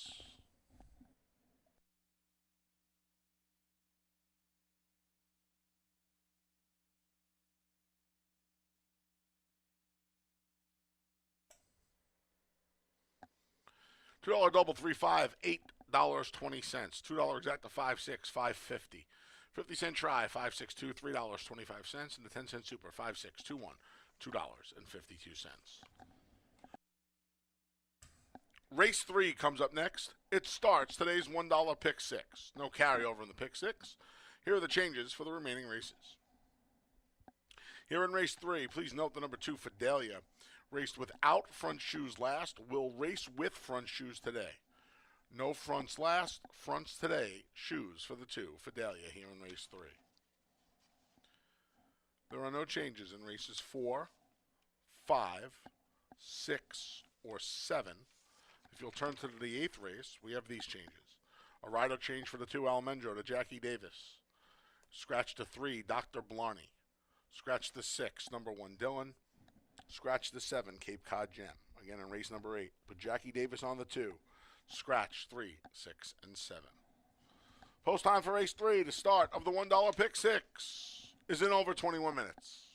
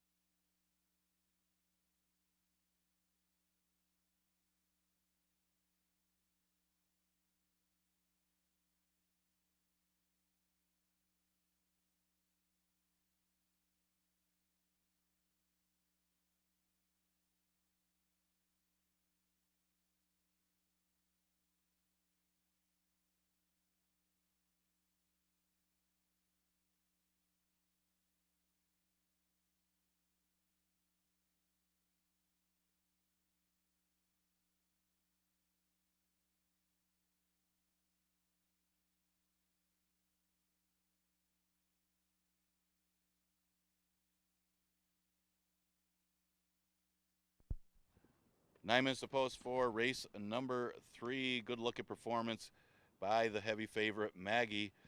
Jackie Davis for Ronnie Bree Jr., much the best. And there's, of course, had some issues even coming over here, and she still wins race number 2. Really hammered at the windows at odds of 1 to 9. Allowance race is the third, goes the distance of 6 furlongs. More competitive race, and here we'll start with the 3, Embraceable Gal.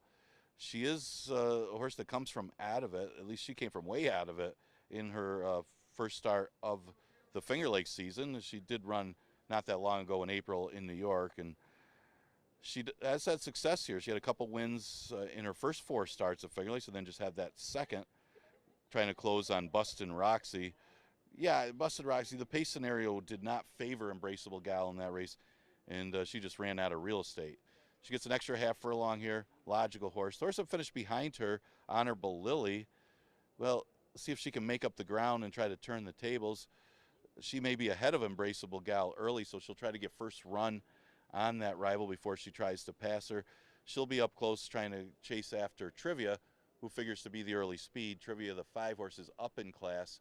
She's at odds of 6 to 1, but figures to be the speed in here in a race lacking in a lot of early pace. And that's probably the main thing that Embraceable Gal is up against, is the lack of pace here. Even though it's 6 furlongs, Trivia will be out there probably trying to slow things down.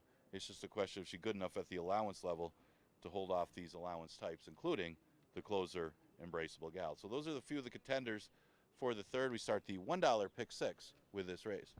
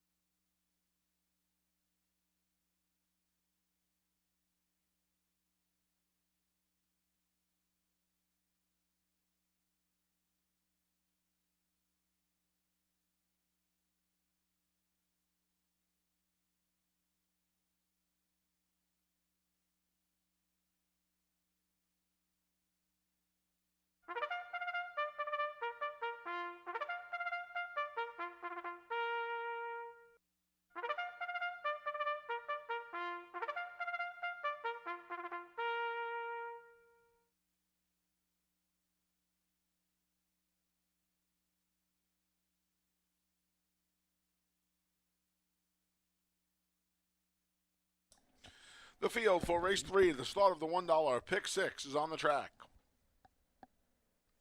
Here's the 1, She's Dancing. Jackie Davis looks for a natural hat trick.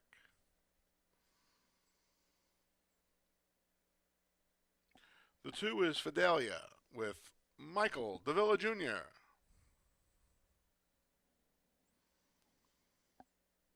The 3 is Embraceable Gal with Kevin Navarro. The 4 is Honorable Lily. Jeremias Flores rides. And the 5 is Trivia with Anthony Rodriguez. A little over 4 minutes to post for race number 3. Well, Embraceable Gal, I think, derails the Jackie Davis Express in here.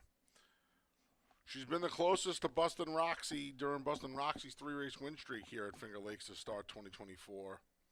Just missed by a half length. She was really flying at her. Gets the extra half a furlong today.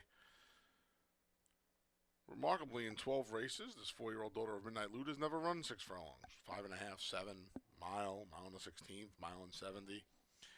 She's never been the 6 furlong distance. I think it's going to hit her right between the eyes. And we'll see how much ground she has to make up. You know, she has route speed, and she has 1-turn mile speed, but that's different than sprint speed.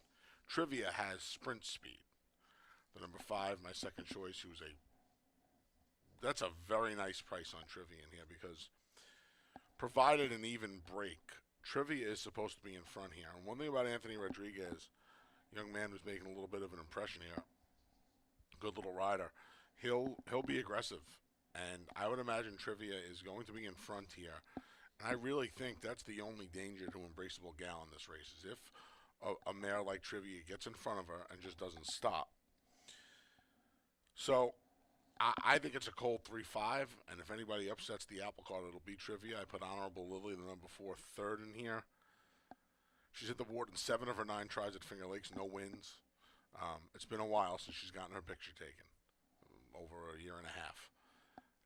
But I wonder if she's the first one to come calling on Trivia. If anybody does, she's the only one on paper that looks like, you know, there was a time when she was probably a little faster than Trivia, but I don't think that exists anymore. If it does, she could be interesting in here as one of the longest prices on the board as well. So I think the race is 3-5. If you want to back it up with a little 3-4, I guess I wouldn't blame you, but I'm playing a 3-5 here. Best of luck. Pick 6 starts, $1, no carryover. Best of luck here on race 3 at Finger Lakes.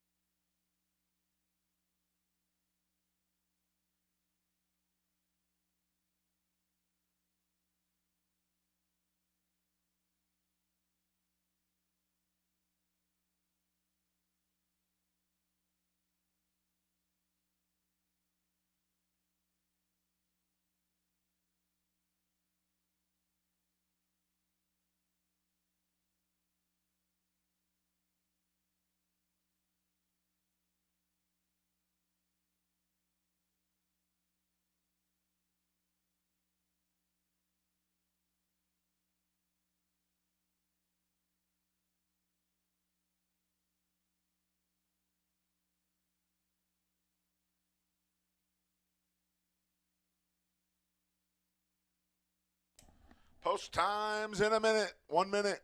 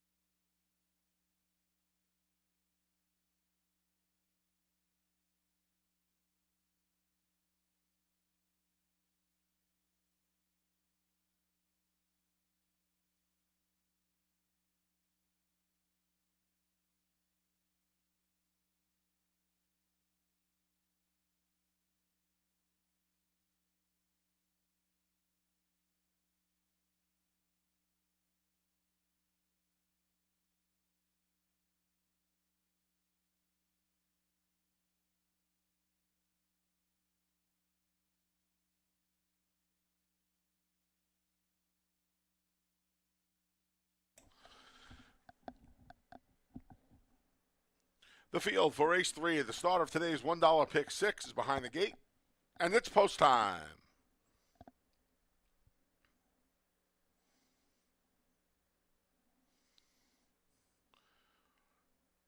She's dancing the first one in, looking to give Jackie Davis 3 in a row to start the Tuesday card. One of the two grays, Fidelia, goes in. Here's your favorite, Embraceable Gal.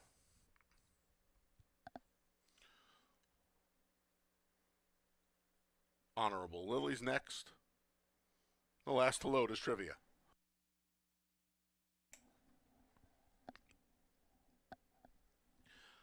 They're in the gate.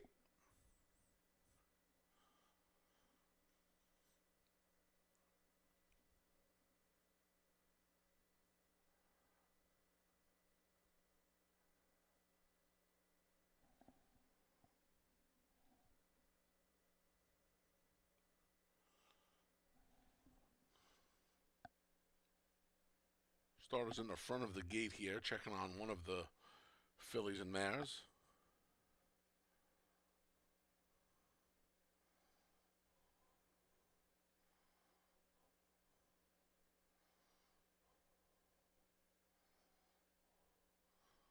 Riders off the favorite, Embraceable Gal.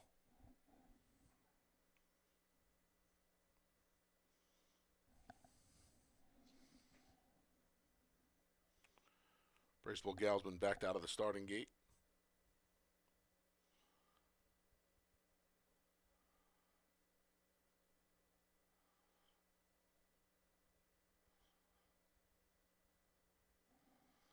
Riders off Fidelia as well.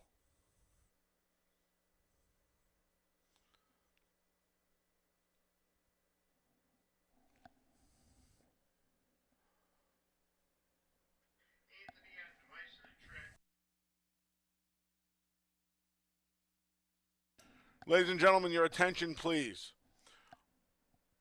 On the advice of the track veterinarian, stewards have scratched the number 3, Embraceable Gal, from race 3. Again, late scratch here in race 3 of the number 3, Embraceable Gal, on advice of the track veterinarian. Win, place, show. Exacta, try, and superfecta wagers involving number 3, Embraceable Gal, will all be refunded.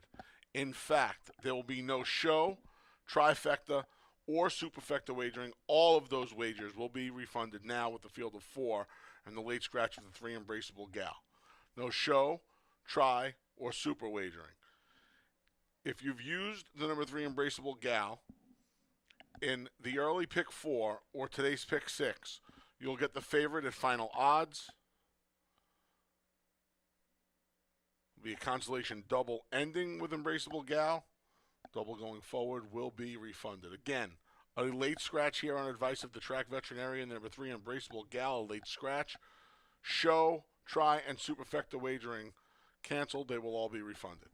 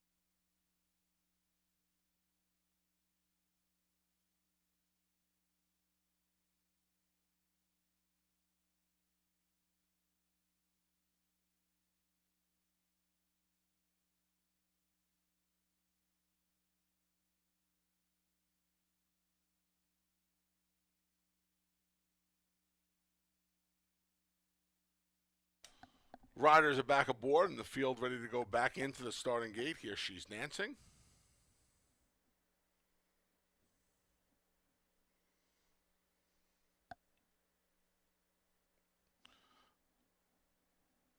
Fidelia's in. Honorable Lily. And the last to load will be Trivia. Once again, they're in the gate. And they're off. They've broken a perfect line. Trivia under a drive. Honorable Lily. One of the Grays goes to the lead. It's Honorable Lily and Jeremiah Flores a half length. Trivia tracks outside in second. Between horses, there's Fidelia and the trailer, just 3.5 from the front, is She's Dancing. Honorable Lily loose on the lead. She's got a length and a half on Fidelia. The Grays are 1-2. Trivia's 3 wide, and She's Dancing, the new favorite, rides the rails just 2.5 from the leader. 23-2, an easy opening quarter for Honorable Lily. Honorable Lily on a length. Fidelia tracks. Trivia's under a drive in third. Jackie Davis looking for 3 in a row with She's Dancing, patient along the inside.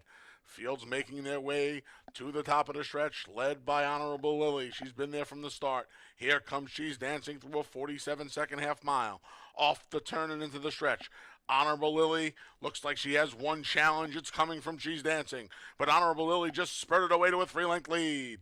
She's Dancing comes down the center as they come to the 16th pole. Honorable Lily strides are shortening. Here comes She's Dancing. 16th pole. Honorable Lily on her hands and knees. Here comes She's Dancing to get her in the shadow of the wire. Jackie gets 3 over Honorable Lily. Then Fidelia and Trivia in 113 flat.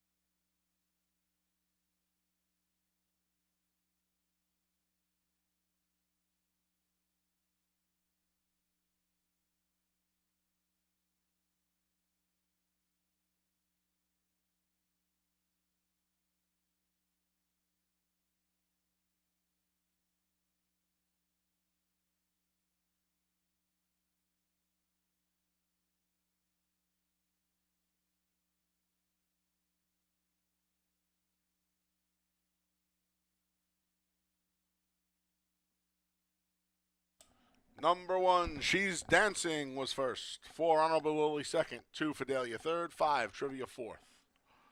Ladies and gentlemen, please note the number 3, Embraceable Gal, was a late scratch. If you used Embraceable Gal in our pick 6 or the early pick 4, you scratched into the post-time favorite, who was the unofficial winner, the number 1, She's Dancing.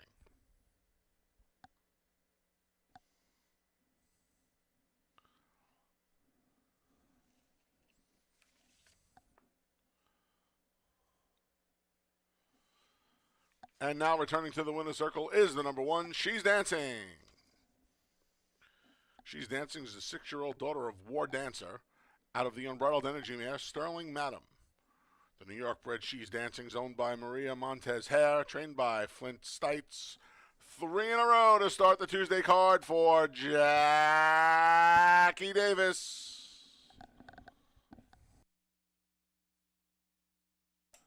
It's official. $2 double 5-1, $5.50. Conso double 5-3, $2.20. $2 exacta 1-4, $7.60. Race 4 comes up next. Kicks off today's 50-cent pick 5. No changes in the fourth. Post time in a little over 21 minutes.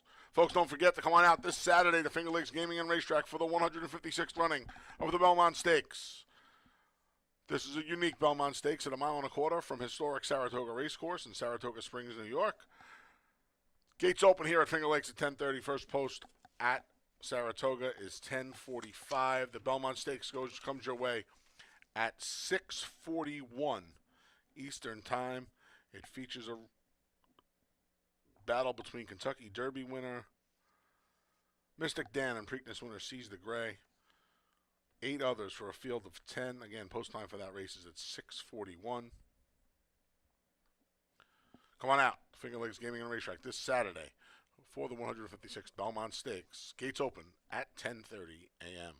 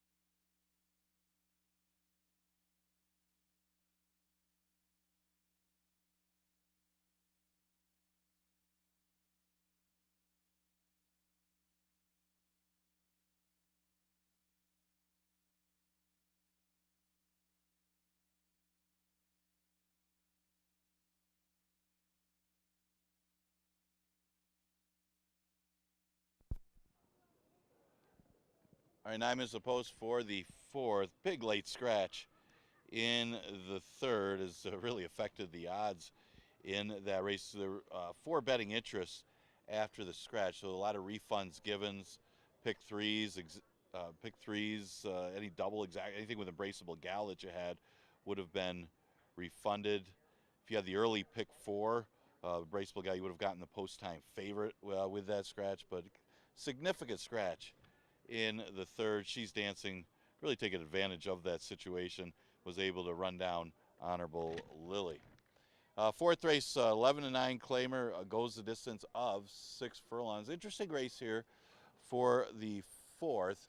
You got not a lot of speed. Another race without a lot of pace in it. Son of Darkness, probable speed in the race, but is up in class after running third. Doesn't win an awful lot. Gets second and third a lot, but we'll see as the pace flow seems to go to the way of Son of Darkness, and does have 4 of his 6 wins at 6 furlongs.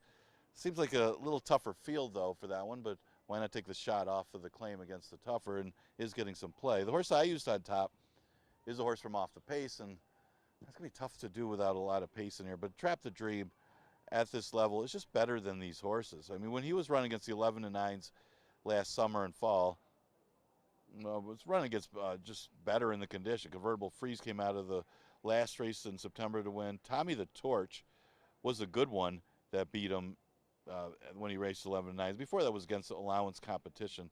So this 11-9, a lot softer than any of the horses he faced last year. It's just a question of running style and also maybe fitness coming off the layoff since September, but finds a pretty soft spot for the condition. Winning Drive should be in a good spot right off of Son of Darkness. This one being outside and does have some tactical speed.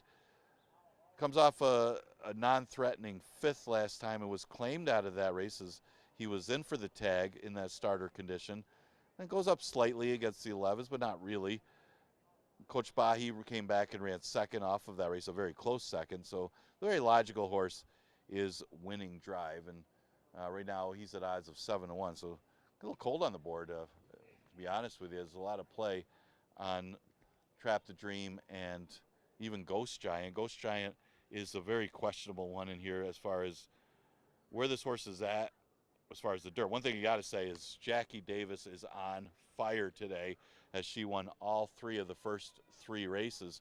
So maybe that's why this one is getting the extra play at 2-1.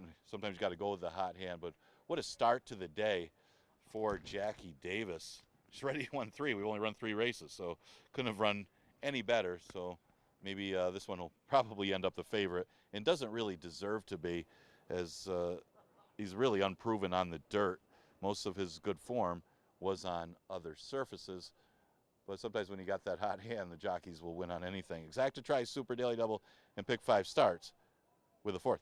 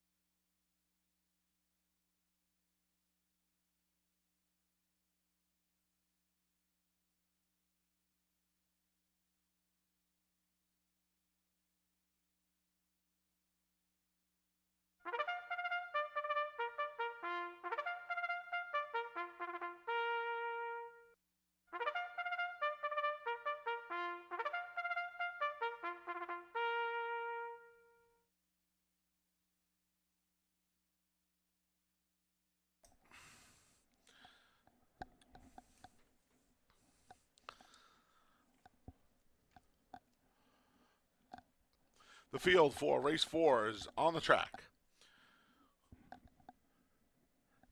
The 1 is Trap the Dream with Kevin Navarro. The 2 is Big Bad Bud with Anthony Rodriguez. The 3 is Bert with Michael Davila Jr. Son of Darkness is the 4. Andre Worry rides. The 5 is Ghost Giant. He looks to give Jackie Davis a sweep of our early pick 4. The 6 is Winning Drive with Heeman Harkey.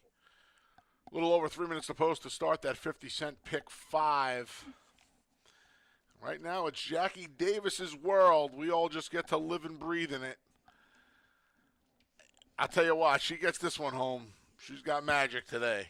I went outside. I really like, the more I looked at this race after it takes from the Lakes with Dave, the more I looked at this race, the more I like the number 6 Winning Drive. In a race that has Trap the Dream returning from a layoff, Big Bad Bud, who not so sure if he's a sprinter or a router. I know Bert wants some more ground than 3/4. Son of Darkness doesn't really finish the job much anymore, and Ghost Giant's a turf horse. Man, give me the dirt horse in here. All 7 of his career victories have come on the main track. In fact, he's never tried synth or turf. 54 starts, all on the dirt. John Grabowski first off the claim. Hasn't claimed a lot of horses the last few years. Horse is getting a good warm-up with Heeman Harkey. And I would imagine, we mentioned Son of Darkness. He looks like the speed. I would imagine Winning Drive is sitting right off of him. He's a square prices. They're starting to overbet Jackie a little bit, and Trap the Dream takes some money. Now, look, Trap the Dream makes a lot of sense. These Jonathan Buckley horses have been coming back ready to roll. Historically, his numbers aren't great with these layoffs. This meet, these horses have been coming back very, very nicely. And Trap the Dream figures to be no different. In for the waiver, love to see that. Looks great, really fit. I mean, I'm standing, well, who we kidding? I'm sitting 1/4 mile from him right now, but he looks fit and ready to roll. Good looking chestnut son of Trap Shot. Looks ready to roll. He could use some help up front, and I just don't know how fast his pace is going to be. With that said, all of his horses have been running Buckley's. This horse dropped back in for the claiming price towards the end of last meet. It has been a while since he was in for a tag, and the last race when he went to the bench was a good effort. If he comes back with a race like that, he'll be right there. And then I rounded it out just off a class with Ghost Giant, although I'm not certain he can run a step on the main track. We'll see. The 2 times he's tried the dirt, they've been on wet surfaces. He's tried synth 9 times to no avail. He's got 8 victories. They're all on the grass. And he's better going longer. We'll see, though, if he can get the job done here in this dirt sprint. 6-1-5 from me. Best of luck if you play in the pick 5. Post times in about 2 minutes. Best of luck here at Finger Lakes.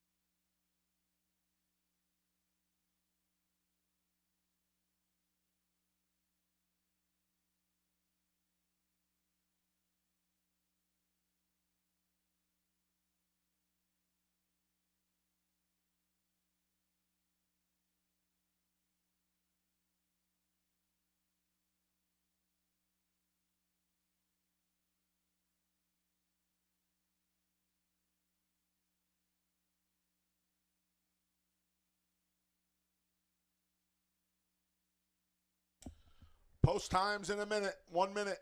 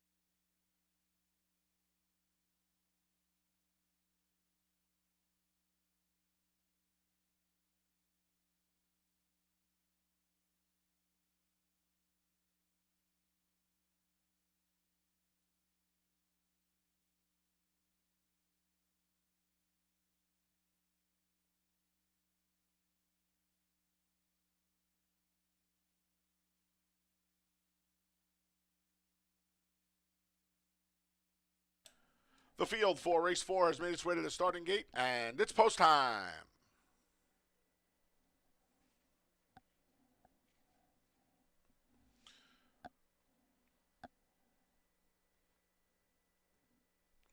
Ready to kick off today's pick 5. Trap the Dream goes in first. Here's Big Bad Bud.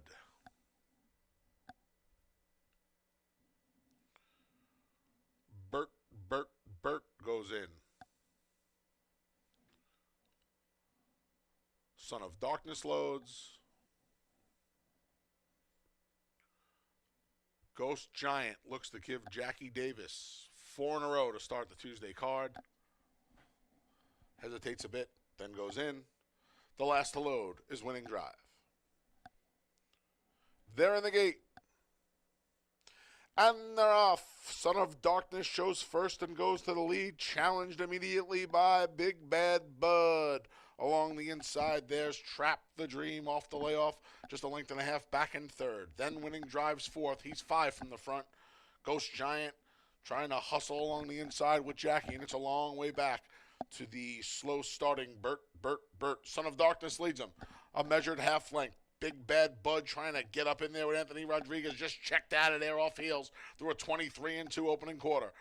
Son of Darkness, now he's surrounded, far outside, Winning Drive. Between Ghost Giant moved up. Big Bad Bud tries to regain his momentum. Then Trap the Dream, still a long way back to Bert. Midway on the far turn. Winning Drive to the throat latch of Son of Darkness. These two go at it in the offing. Ghost Giant swings 3 wide through a 47 2/2, and along the inside, Big Bad Bud trying to recover. Off the turn into the stretch. Son of Darkness trying to see it through. Big Bad Bud at the rail. Down the center's Winning Drive. Running on late is Trap the Dream. Son of Darkness is almost home. Big Bad Bud to the inside. Outside Winning Drive coming down to the line. Son of Darkness, gate to wire. Resilient effort from Big Bad Bud to get second. Then Winning Drive and Trap the Dream in 112-3.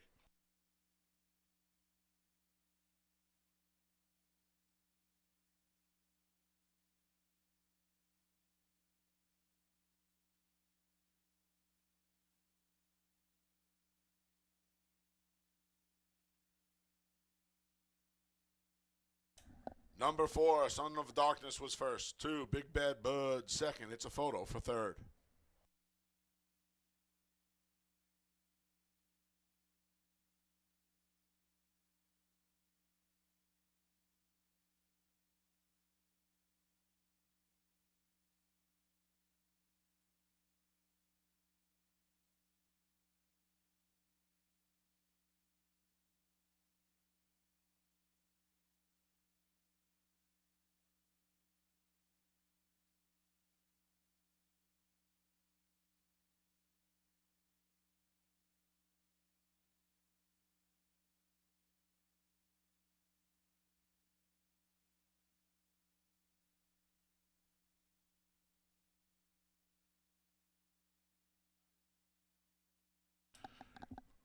Number 6, Winning Drive was third. 1, Trap the Dream fourth. Ladies and gentlemen, your attention, please. Stewart's inquiry into the running of the fourth race, focusing on the first 2 finishers going down the backstretch. Stewart's inquiry focusing in on the number 4, Son of Darkness, your race winner, and second place finisher number 2, Big Bad Bud, going down the backstretch. Please hold all tickets. Unofficially right now, 4, 2, 6, 1. Returning to the winner's circles, the number 4, Son of Darkness. 7-year-old gelding by Justin Phillips out of the Warpath Mare. No One's Princess is a New York bred, owned by Paula and Autumn Cole, trained by James Patine. Winning rider was Andre Worry. Again, Stewart's inquiry. Please hold all tickets.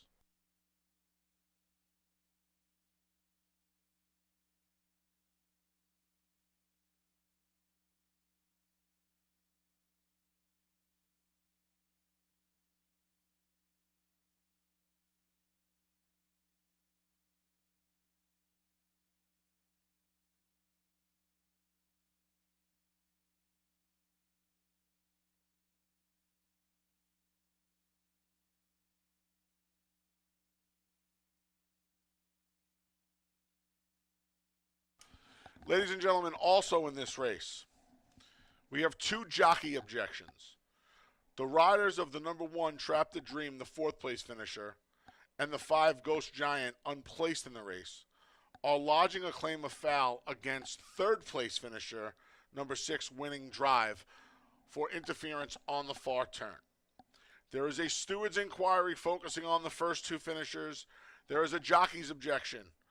The riders of the 1 and 5 have claimed against 3rd place finisher 6 Winning Drive. Please hold all tickets.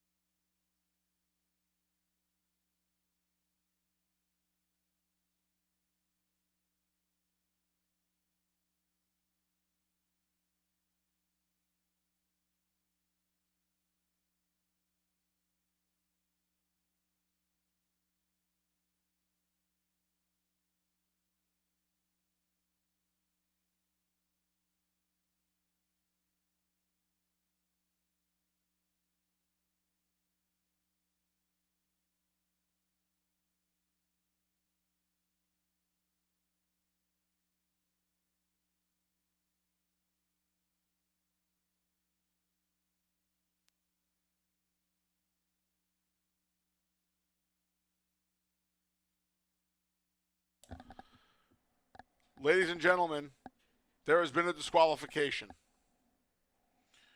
Due to interference at the 3.5 furlong pole, the stewards have disqualified the number 4, Son of Darkness, from first and placed him second. For interference at the 3.5 furlong pole, the number 4, Son of Darkness, has been disqualified from first and placed second. The jockey objections have been disallowed. New order of finish here in race 4, 2-4-6-1. Stewards disqualification. Jockeys claims disallowed. 2-4-6-1 still unofficial.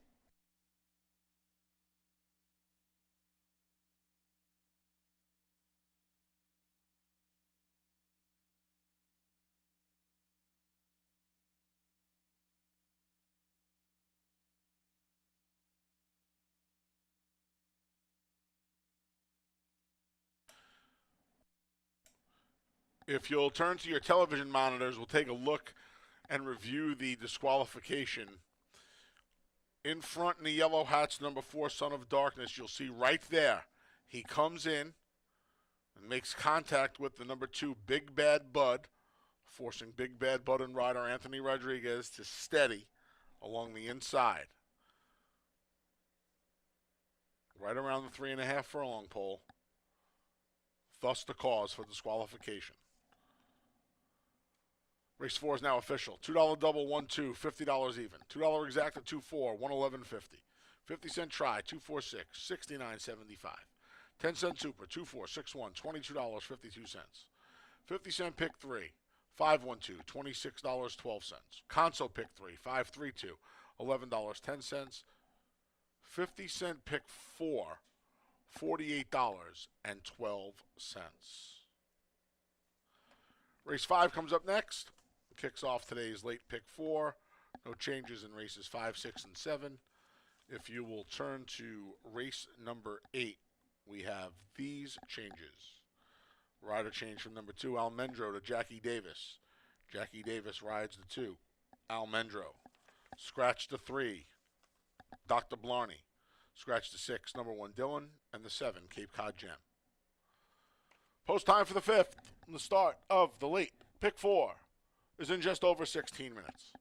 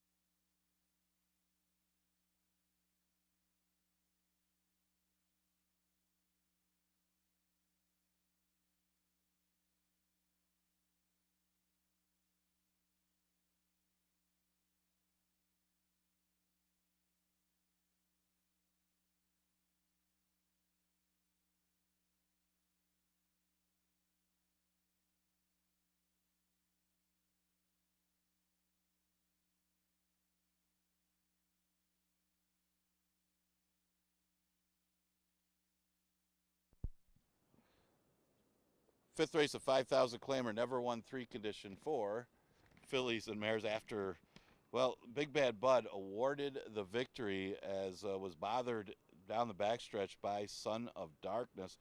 So you get a big price to start off the pick 6, or pick 5 is also the second leg of the pick 6. So that's going to add some value to some of these wagers with that DQ. Also, Trap the Dream encountering some trouble behind there as it blows it up. That horse was something like 17-1 in race number 4. Another win for Anthony Rodriguez, who had 2 wins yesterday. He gets a victory for Eduardo Maver.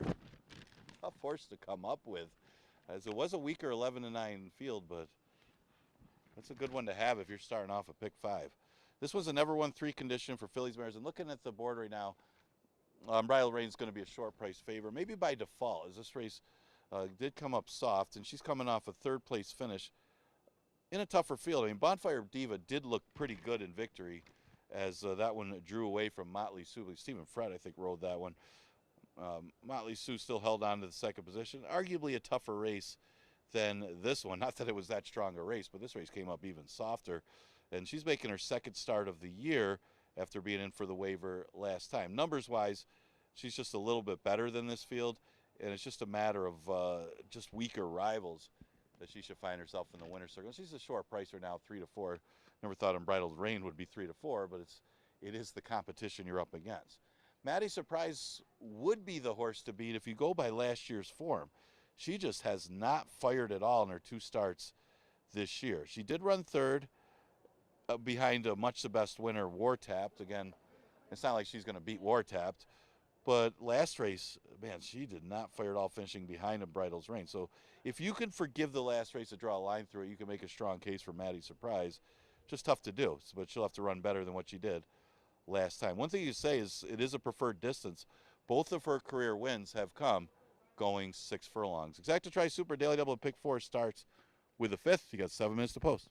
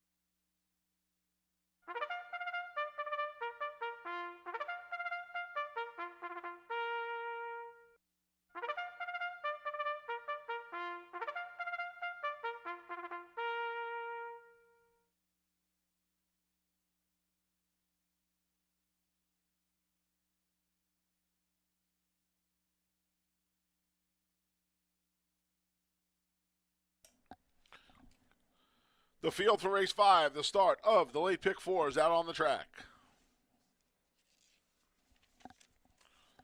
Here's the 1, Pal's Alley. John Berrios rides. The 2 is Maddie Surprise with Emmanuel De Diego. The 3 is Shea on a Mission. Anthony Rodriguez looks for his 2nd consecutive win.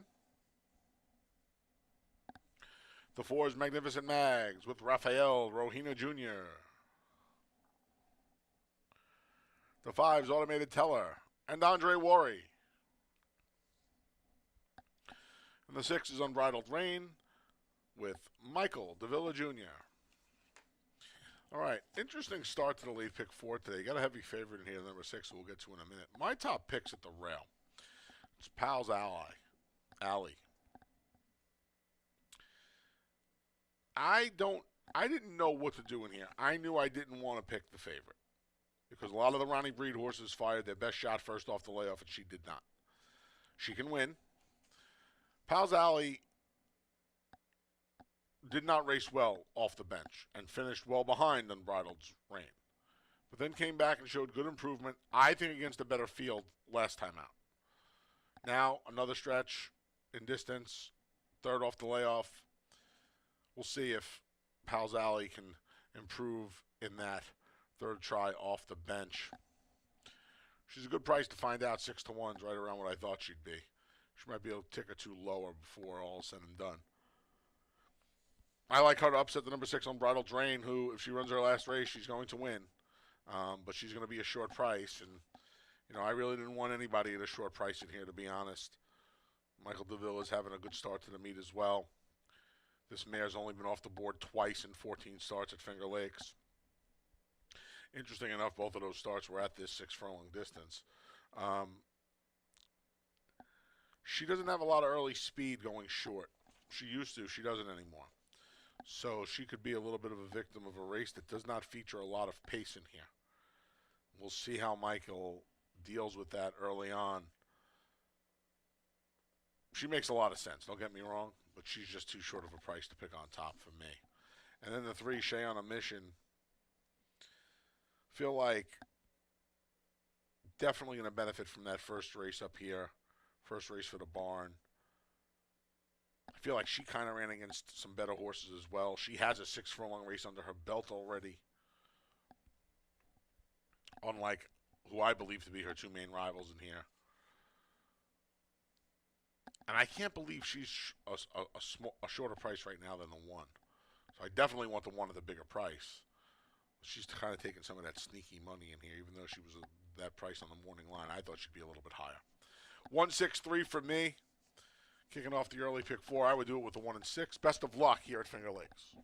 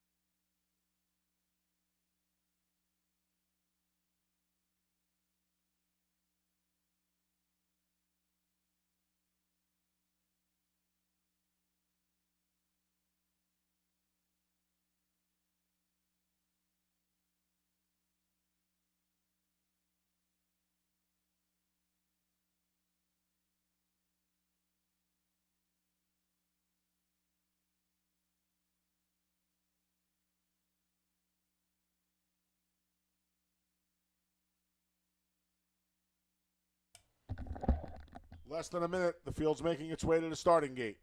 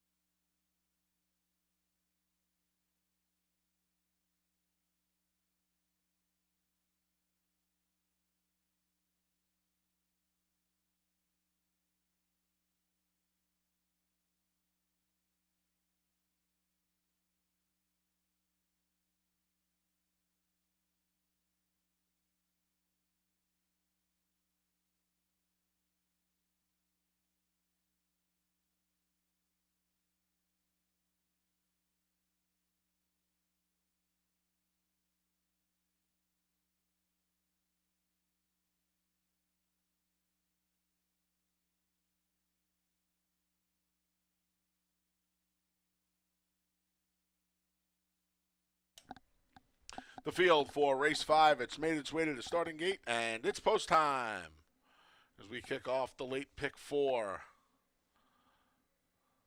Pal's Alley goes in.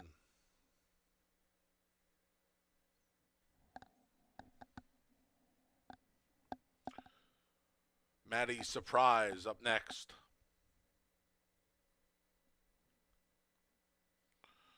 Shay on a Mission.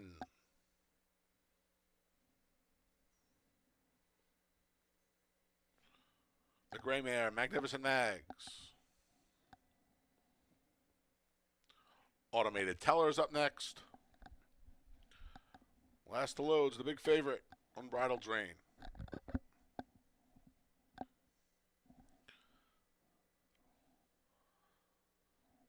They're in the gate. And they're off. Unbridled Drain shows first. No one really anxious for the lead. There goes Maddie Surprise in between horses, Magnificent Mags. So Maddie Surprise has a short lead over Magnificent Mags. Along the inside, Pal's Alley has some room, and John Berrios shoots her through. So they're 3 across the track. The favorite Unbridled Drain is 4th, just 3 lengths from the top.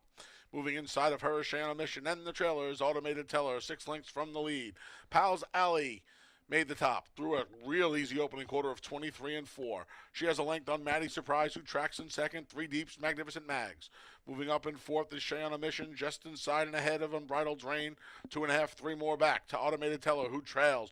Pal's Alley trying to give him the slip right now. Pal's Alley opens up a 2.5 length lead on Maddie Surprise. It's Pal's Alley and Maddie Surprise. They're 1-2.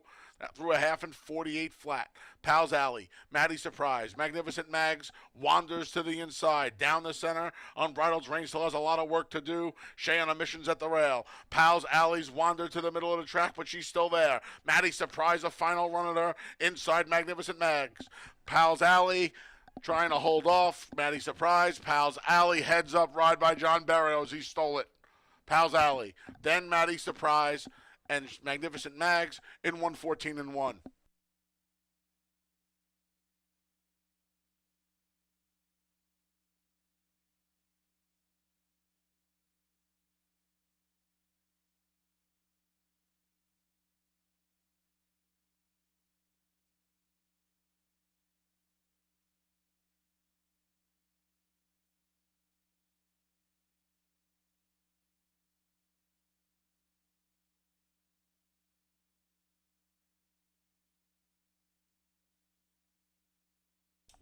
Number 1, Pal's Alley first. 2, Maddie Surprise second. 4, Magnificent Mags third. It's a photo for 4th.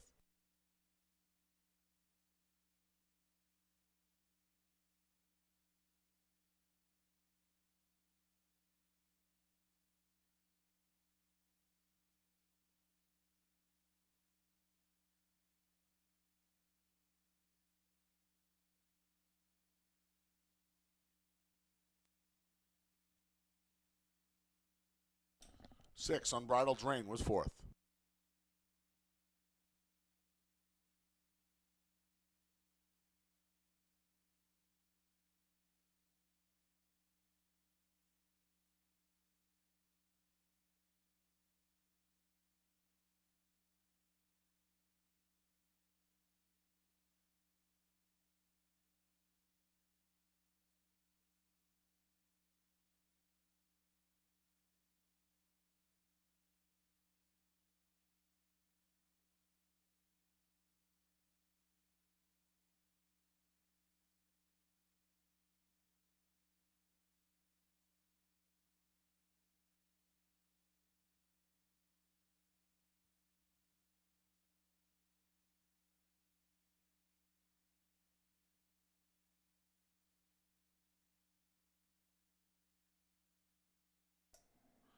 Returning to the winner's circles, the number 1, Pals Alley.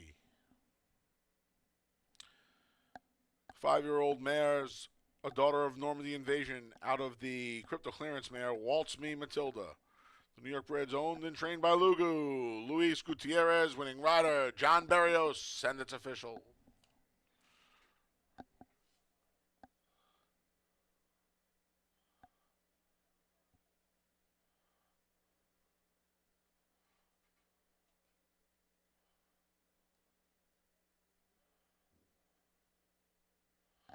$2 double 2-1, $712. $2 exacta 1-2, 89 even. 50-cent try, 1-2-4, $98.37. 10-cent super, 1-2, 4-6, $41.70, and a 50-cent pick 3. 1-2-1, 134 even. Race 6 comes up next. Kicks off the final pick 3 of the day. No changes. Post time for the 6th. This is in just over 20 minutes. Don't forget, folks, come on out this Saturday, June 8th, for the 156th running of the Belmont Stakes. A little bit of a different one this year from historic Saratoga Springs, Saratoga Racecourse. Gates open here at Finger Lakes at 10:30. First post at Saratoga is 10:45, with the Belmont Stakes set to go off at 6:41. Advanced wagering begins this Thursday. Don't miss it. The Belmont Stakes live simulcasting right here at Finger Lakes Gaming and Racetrack. Free PPs available each and every day at fingerlakesgaming.com, courtesy of our friends at Equibase, and each and every Monday in the month of June. If you are a subscriber or a member of the DRF, head over to drf.com for free Finger Lakes Pick 3s each and every Monday during the month of June. Big Monday card coming up here at Finger Lakes. Monday and Tuesday cards are fantastic. We have a card tomorrow. Don't forget tomorrow, 120 post. Fantastic cards to kick off next week. Get your DRF PPs each and every Monday over at drf.com for free at Finger Lakes. Handicapping contest this 2 weeks from yesterday, June 17th. $2,500 up in total, $1,000 cash to the winner. It's free for all Lucky North members. The races consist of 1 through 8 here at Finger Lakes. Registration begins at 11:30 a.m. Come on out, June 17th, for our handicapping contest. And horsemen, please note, you don't have much time left to get your tickets for the annual Finger Lakes HPPA dinner. It's this Thursday at 6 p.m. Lincoln Hills Farms will honor our top horses of 2023 and induct horse owner Wanda Policini into the Finger Lakes Hall of Fame. Purchase your tickets at the Finger Lakes HPPA office today.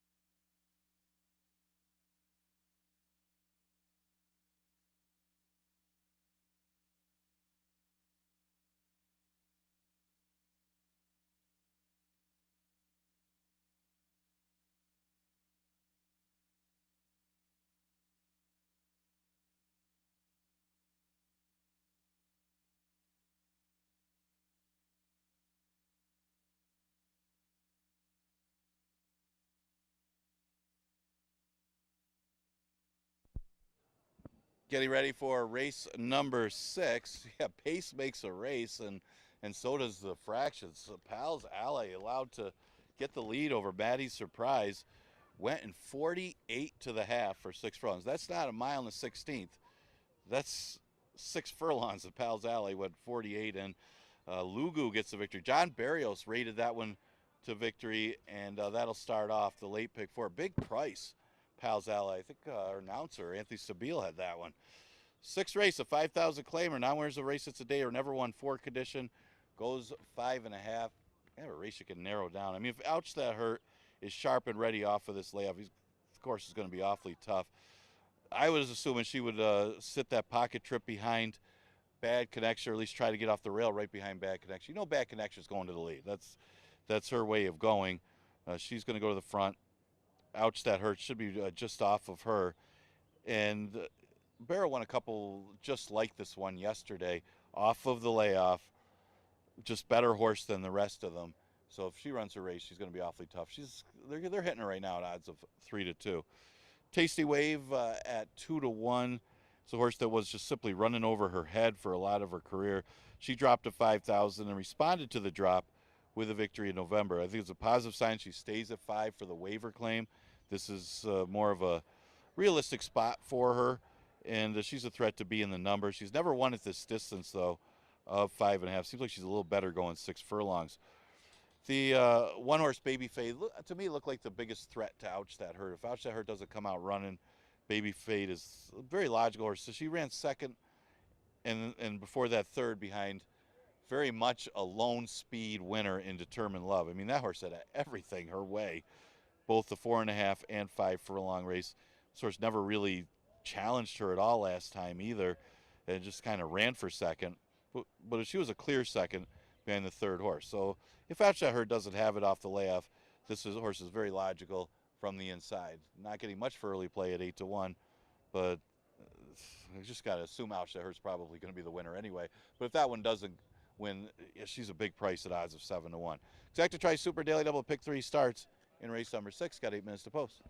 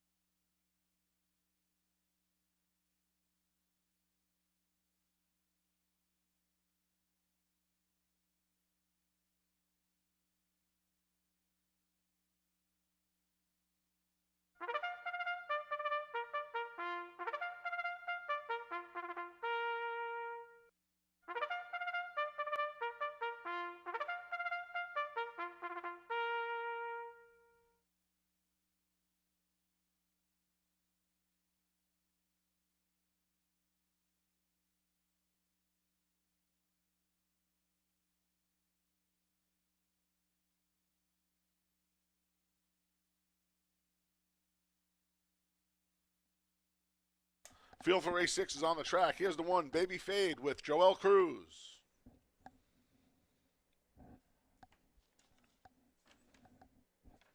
The 2 is Ouch, That Hurt with Jeremiah Flores.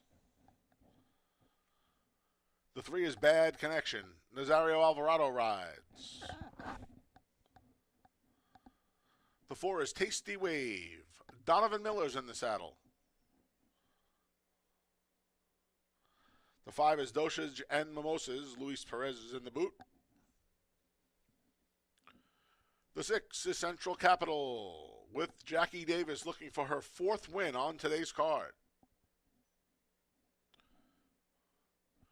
And the 7 is Tracy's Girl with Rafael Rohina Jr. All right, I'm going to pat myself on the back a little bit. We don't get too many 2320s around here.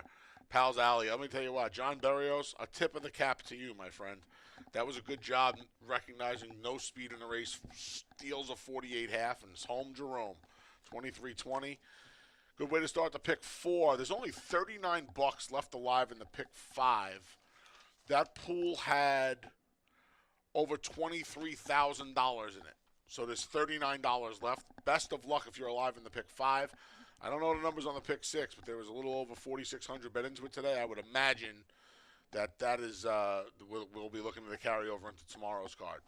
In any event, just got a 10-1 shot home. My best play of the day is sitting at 7-1 on the board right now. It's number 1, Baby Fade, from my man Carl O'Callahan.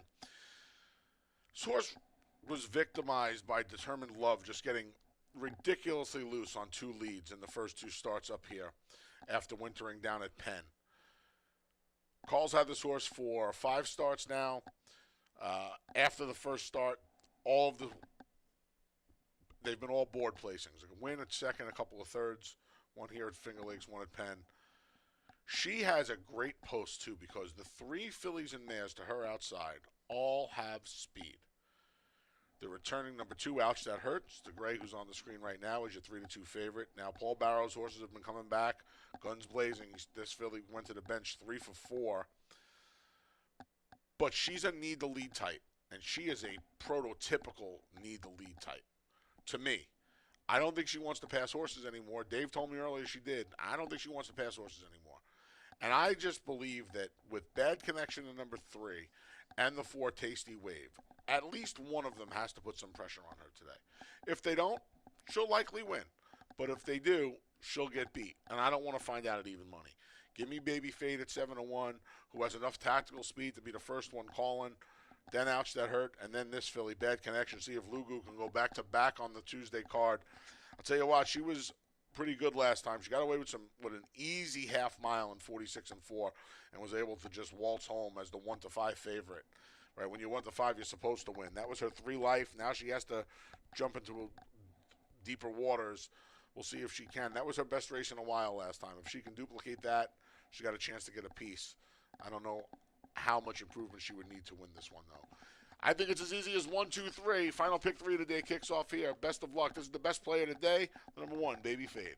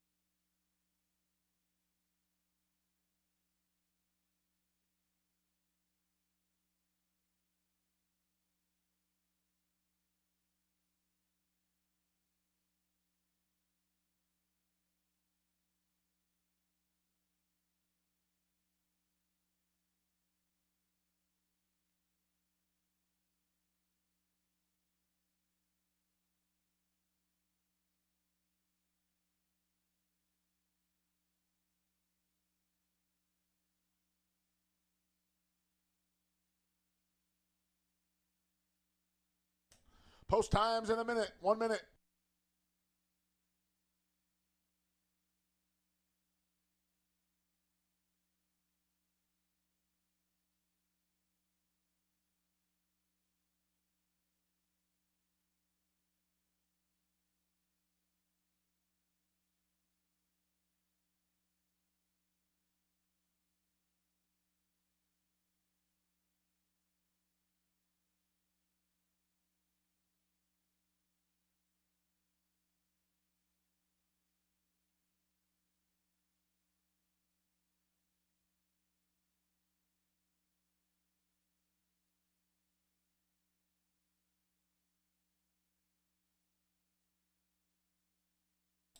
The field for race 6 is behind the gate, and it's post time.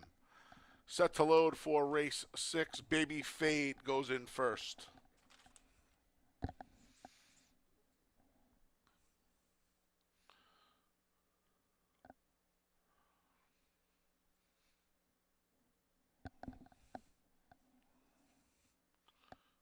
Next up, the favorite. Ouch, that hurts.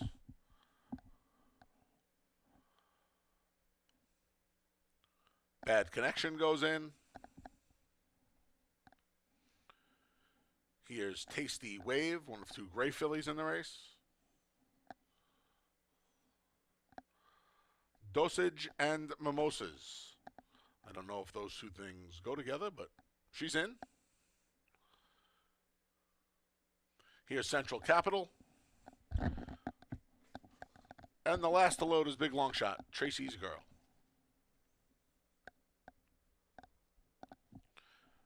There in the gate.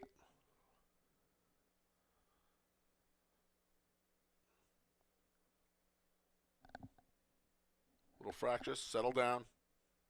And they're off. First to show is Dosage and Mimosas. Attacking her immediately is Bad Connection, and Bad Connection gets to the top. Quickly opens up 2. The favorite, Ouch That Hurts, forced to track from second today. She's 2.5 lengths from the lead. Then outside, Dosage and Mimosas. Splitting fillies is Tasty Wave. Down along the inside is Baby Fade. Then we go 3 lengths back to Tracy's Girl, and Central Capital is at the tail end of the field. Opening quarter went in 23-1 there midway on the far turn. Bad Connection. She has a 2-length lead. Ouch That Hurts comes under her drive. Up the inside is Baby Fade. 4 wide is Dosage and Mimosas, and between those is Tasty Wave. Off the turn and into the stretch. Bad Connection. There's a ton of room at the rail for Baby Fade, and on the outside it's Ouch That Hurts. Ouch That Hurts just took the lead away from Bad Connection. Baby Fade tries to get her up the inside, but coming to the 16th pole, the favorite Ouch That Hurts draws away to a length and a half. Now a 2-length lead. Ouch That Hurts by 2. Then Baby Fade, Bad Connection, tight for 4th. It looks like Central Capital in 106-4.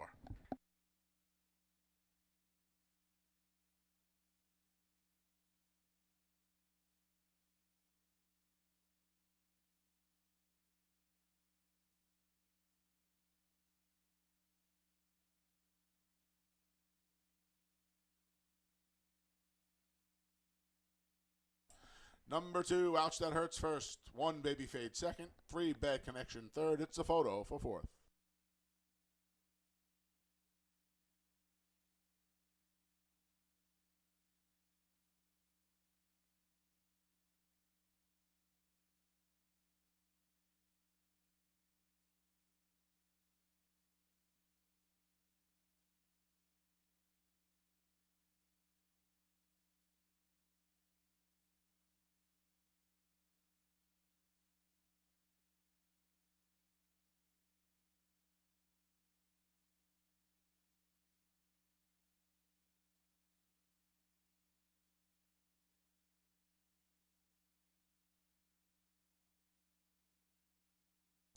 Six, Central Capital was 4th.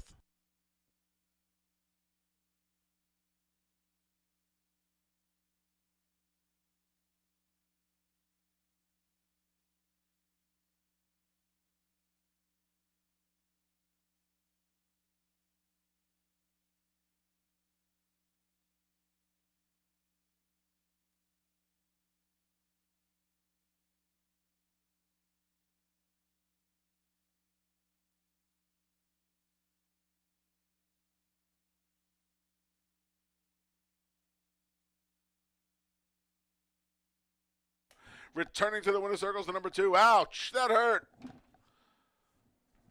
The 8-year-old mare is the daughter of Honorable Dylan out of the Roaring Fever mare Devilish Spirit. The New York Red is owned and trained by Paul Barrow, winning rider Jeremias Flores, and it's official. $2 double, 1-2, 52 even. $2 exacta, 2-1, $10.20. 50-cent try, 2-1-3, $13.87, and the 10-cent super, 2-1, 3-6, $10.82. Race 7 comes up next. Starts the late double. No changes in the 7th. In race 8, these changes. Rider change for the 2, Almendro to Jackie Davis. Davis rides the 2. Scratch the 3, Dr. Blarney. The 6, number 1, Dylan. And the 7, Cape Cod Jen. In race 8, scratch the 3, 6, and 7. Post time for the 7th is in just over 21 minutes.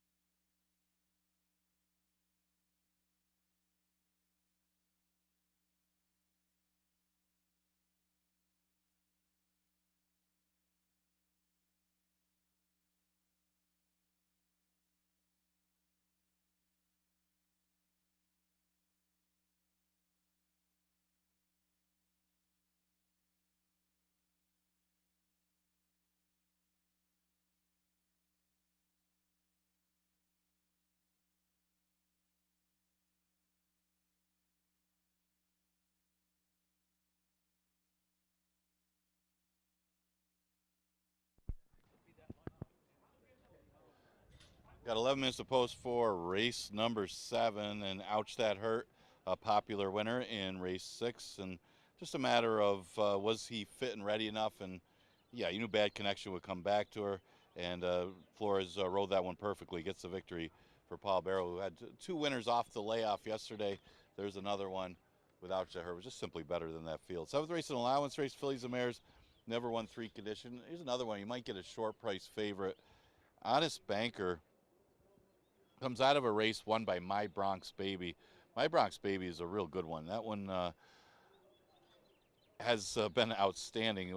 As we've seen her twice, and she went 58 for 5 furlongs. It's probably the quickest we've seen.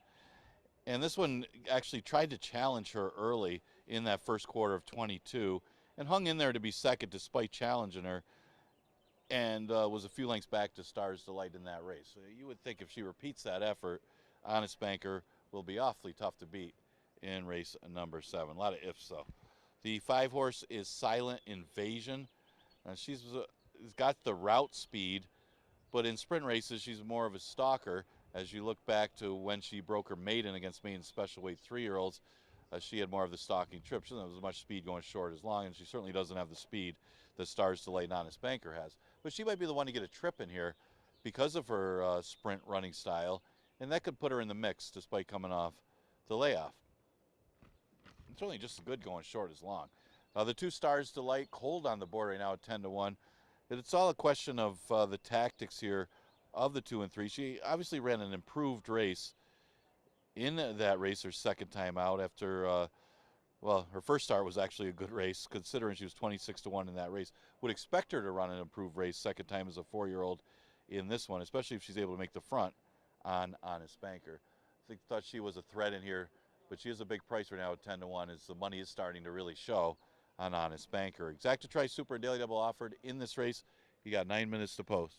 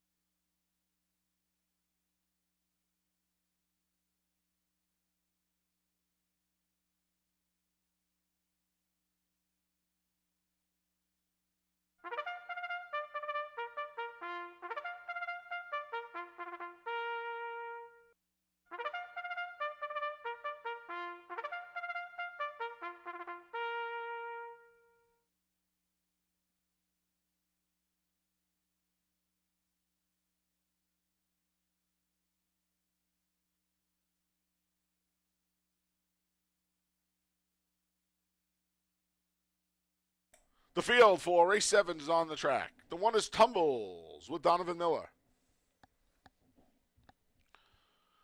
The 2 is Stars Delight. Jose Baez rides. The 3 is Honest Banker with Emmanuel De Diego. The 4 is Fancy Feline. John Davila Jr. is in the saddle. The 5 is Silent Invasion with Luis Perez. Here's the 6, Jackson Avenue with Jackie Davis. And the 7 is Ruby's Mission with Michael Davila Jr. Late double starts here in a little over 4 minutes. Formful result in the 6, still $29 alive in the pick 5. Best of luck if you're one of those live tickets. 50, my math's not great, but I can tell you it's 58 live tickets left in the pick 5 today with over 23,000 up for grabs. Even money favorite Honest Banker can go to the lead, can sit off the pace. Useful return. She finished a good second to My Bronx Baby. It was My Bronx Baby's second win of the meet. And you would imagine in a little less than 3 weeks, My Bronx Baby is going to be one of the, if not the favorite, in our Niagara for the 3-year-old New York bred fillies. This 4-year-old daughter of Central Banker, very versatile, can win on the lead, can win from off the pace. I think a lot depends on what Stars Delight does in here. And I think Manny De Diego will check out what Baez does with Stars Delight. I think Stars Delight's going to go and Honest Banker's going to sit, but it could be 6 in one hand, half a dozen in another. The 7, Ruby's Mission, was a little interesting to me. If you're looking for a little bit of an alternative to the favorite. Ruby's Mission comes in for a barn that's 2 for 2 at the meet, and Richard Schaefer. She went to the bench with 2 wins in a row. The Lasix has helped her.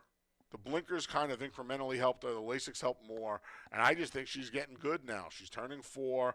She's hit the board in all but 2 of her career starts, and those 2 finishes were 4th place finishes. So she's never been out of the superfecta, just a model of consistency for Schaefer. Michael Davila Jr. rode her twice. They were both victories. Mikey's having a great meet up here right now. I think if the favorite goes down, it's because she gets involved in a duel with Stars Delight, and Ruby's Mission picks up the pieces. Another horse I think could pick up the pieces is right there. It's the 5, Silent Invasion. She comes in from Michael Anthony Ferraro, who's already won 15 races at the 2024 meet. Pretty impressive when you consider this is just the 14th racing day. She went to the bench going 1.70 miles. She sprinted at the beginning of her career. That was when she was a 3-year-old. Her sprints are competitive. She never got a chance to sprint after June of 2022. So we're talking about almost 2 years away from sprinting. But it was her bread and butter at the start of her career. Now that she's older, maybe she can produce higher figures in the sprints. Not alive in the pick 5 anymore. If I was, I would have all of the 3, 5, and 7 because this is another separator race. If Honest Banker gets cooked on the front end with Stars Delight, I think there's a chance for some chaos in here. The tote board kind of dictates that. 3, 7, 5 for me. Best of luck here in race 7. It kicks off the late double.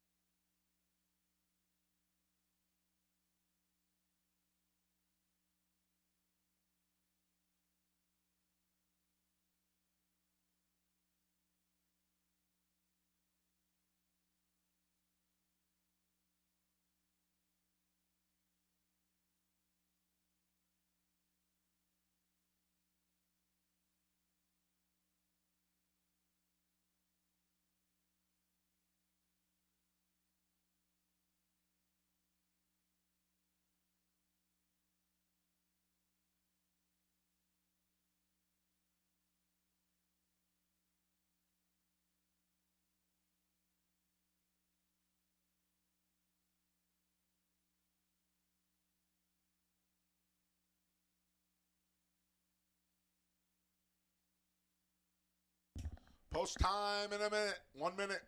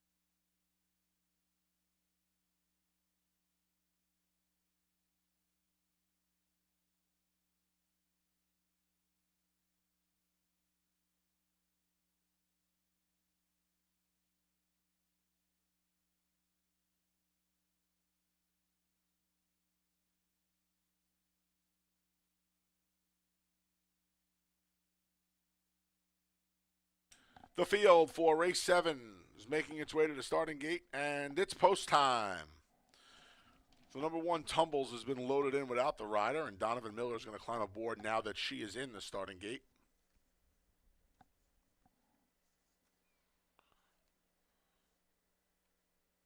Looks like they're going to do the same thing with the 2 Stars Delight. She's in.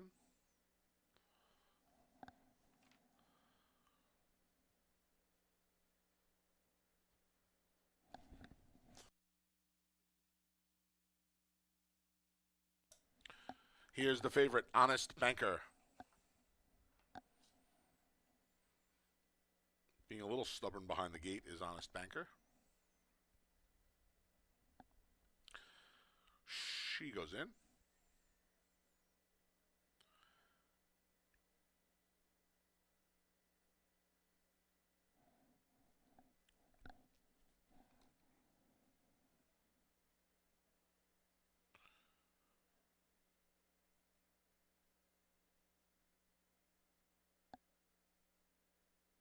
Fancy Felines loaded.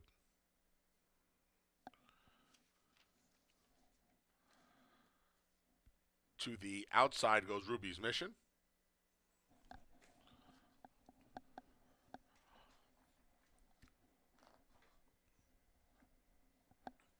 Here's Silent Invasion.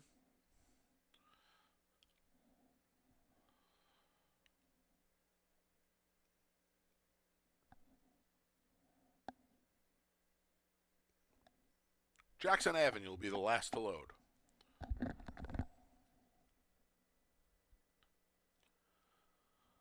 They're in the gate. And they're off. Last in, first out was Ruby's Mission. Now Stars Delight along the inside vies for the lead. Along with the favorite, there's Honest Banker. So these 2 have a length and a half on Silent Invasion. Along the inside is Tumbles. 5th outside is Ruby's Mission. Then we come back to the 2 trailers, Jackson Avenue and Fancy Feline. Speed duel up front between Stars Delight and Honest Banker. They ripped through the opening quarter, quickest of the day, 22-3, and now Honest Banker gets the better of Stars Delight. It's Honest Banker. She quickly opened up a 3-length lead. Honest Banker takes them to the quarter pole with Silent Invasion giving chase, backpedaling. Stars Delight far outside, Jackson Avenue coming to the top of the stretch, off the turn and into the stretch, through a half in 46-3. It's Honest Banker. Honest Banker's trying to hang in there for another 1/8 of a mile, and she's 4 in front. Honest Banker to the 16th pole. Silent Invasion giving futile chase. The favorite, Honest Banker, reports home a 2.5 length winner. Then it was Silent Invasion, Jackson Avenue, Fancy Feline rounds out the Super, and 105-4.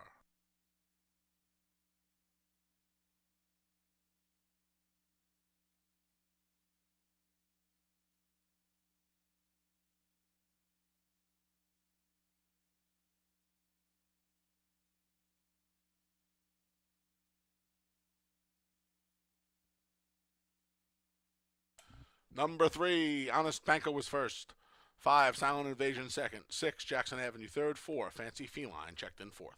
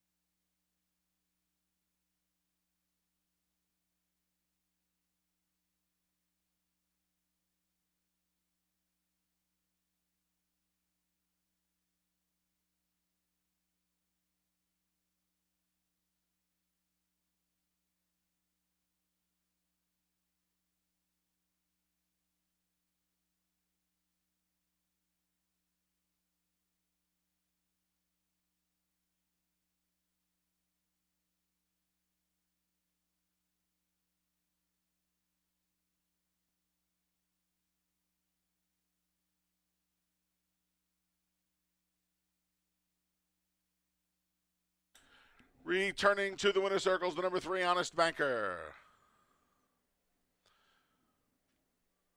The 4-year-old daughter of Central Banker out of the Langfear mare, True Charms, a New York bred owned by Joseph McMahon, Ann McMahon, Kyle Buchakian, Richard Buchakian, and Erin Chasky, trained by Ralph D'Alessandro, winning rider Emmanuel De Diego, and it's official. $2 double, 2-3, 9 even. $2 exact at 3-5, 16.60. 50-cent try, 3-5-6, $12.10. 10-cent super, 3-5, 6-4, $7.27. Race 8 comes up next. The finale offers win, play, show. Exacta try and superfecta wagering. Rider change on the 2, Almendro to Jackie Davis. Scratch the 3, Dr. Blarney. The 6, number 1, Dylan. The 7, Cape Cod Gem. Scratch the 3, 6, and 7 from race 8. Post time for race number 8 is in a little over 21 minutes. Horsemen, don't forget, last chance to get your tickets for the annual Finger Lakes HPBA dinner. It's this Thursday at the Lincoln Hills Farms. Starts at 6 p.m. We honor our top horses of 2023 and induct horse owner Wanda Policini into the Finger Lakes Hall of Fame. Tickets can be purchased down at the Finger Lakes HPBA office today. Again, 6 o'clock this Thursday, the annual Finger Lakes HPBA dinner.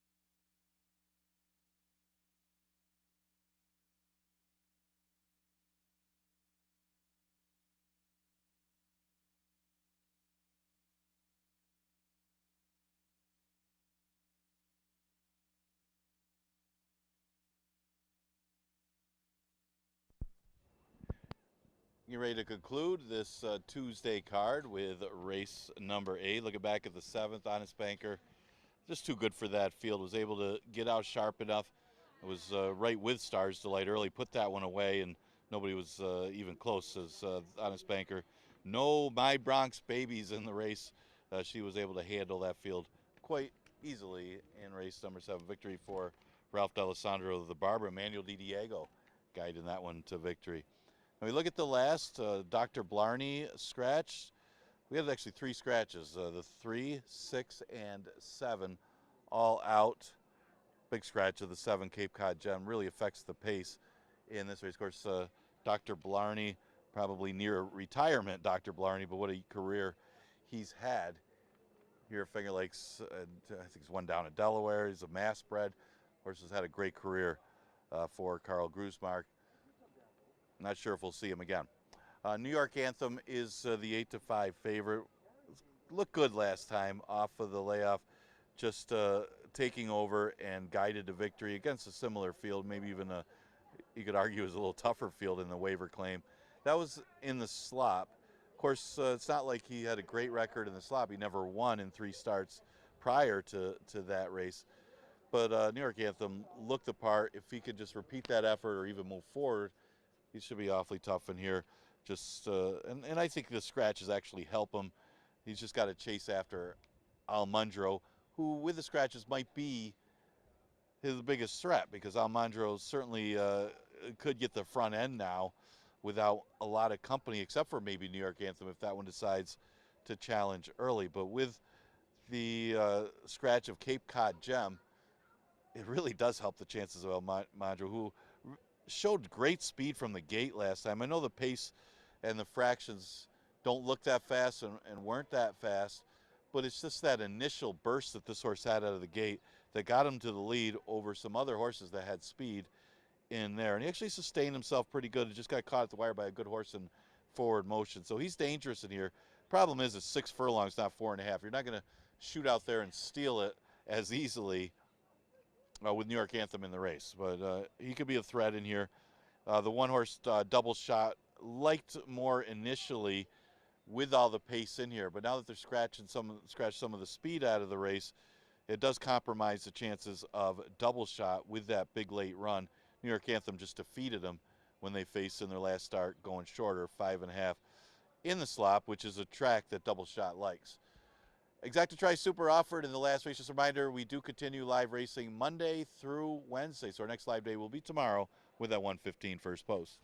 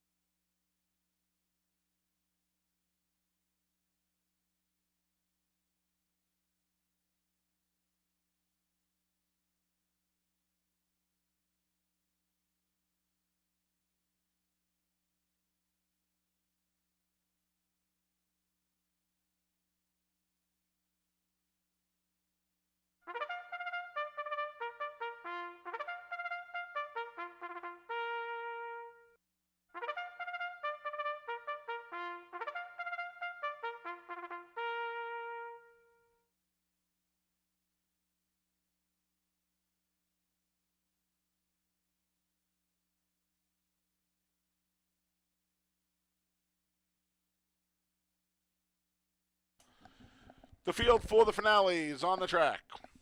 Here's the one, double shot with Michael Davila Jr.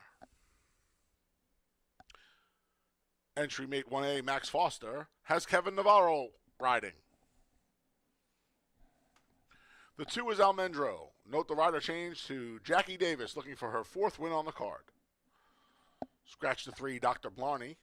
The 4 is Sutton Breeze with Luis Perez.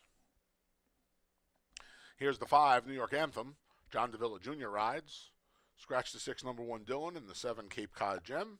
The 8 is Jinsu Warrior as Emmanuel Di Diego and Ralph D'Alessandro look to sweep the late double. A little over 4 minutes to post. Folks, do not forget, PPs for tomorrow's card up after 6:30 at fingerlakesgaming.com, courtesy of Equibase. Special 120 post each and every Wednesday. First post is 120 on Wednesdays in June. Don't forget that. 8 more live tomorrow. If the 1, 4, or 8 win the last race, we will have a pick 6 carryover. If the 8 wins, we will also have a pick 5 carryover. Remarkably, 2 horses are covered in the pick 6. One of them is my top pick, the 5 New York Anthem. He's going to look to start the season with back-to-back victories for Chris Englehart and John Davila Jr. He's 5 for 11 overall at Finger Lakes after going 0 for 6 elsewhere, including a couple of turf tries out of town down at Saratoga and Aqueduct. If he comes back with his last race, he's going to win. I don't know how much the wet track helped him. I also don't know how much the freshness helped him, because last year off the same layoff, he ran clearly his highest buyer figure. Problem is, for the rest of these horses, any of his usual buyer figures is good enough to get the job done here. I went with the chalk to wrap the card up. The 4 Sutton Breeze closed nicely for Carl O'Callahan to get the job done. Against $5,000 beaten, he doubles up in class here. He has a little bit more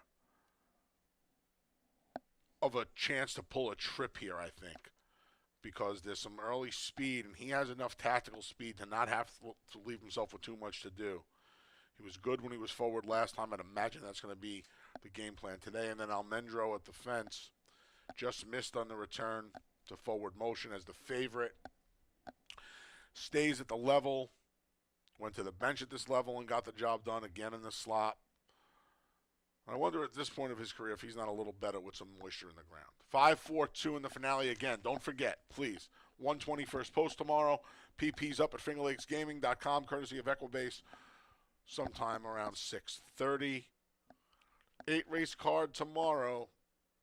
We'll see you then.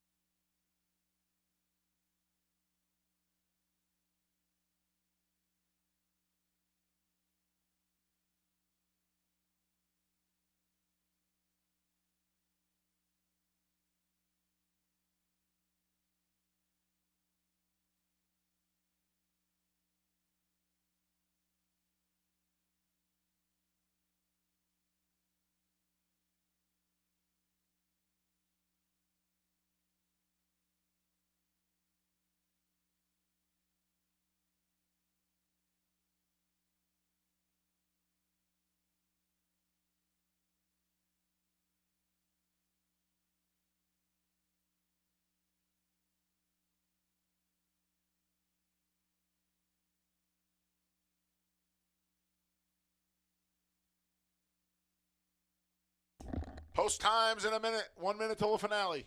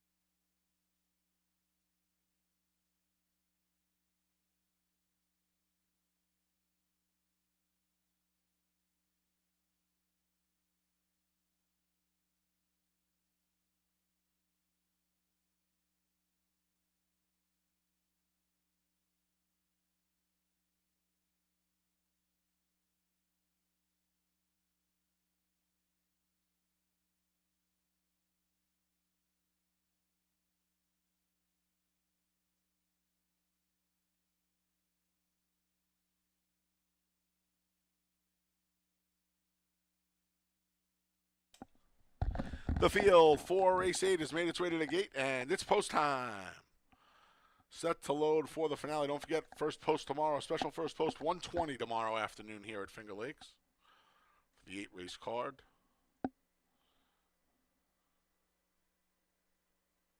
Almendro goes in. Jackie Davis looks for 4 on the day. Sutton Breeze is next.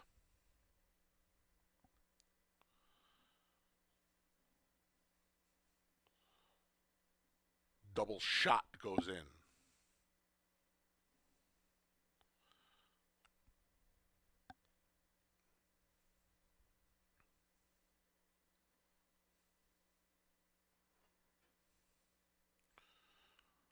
Double Shot did not want to go in. He'll get a turn behind the gate. Now he's in. Here's your favorite, New York Anthem. Second half of the entry, Max Foster.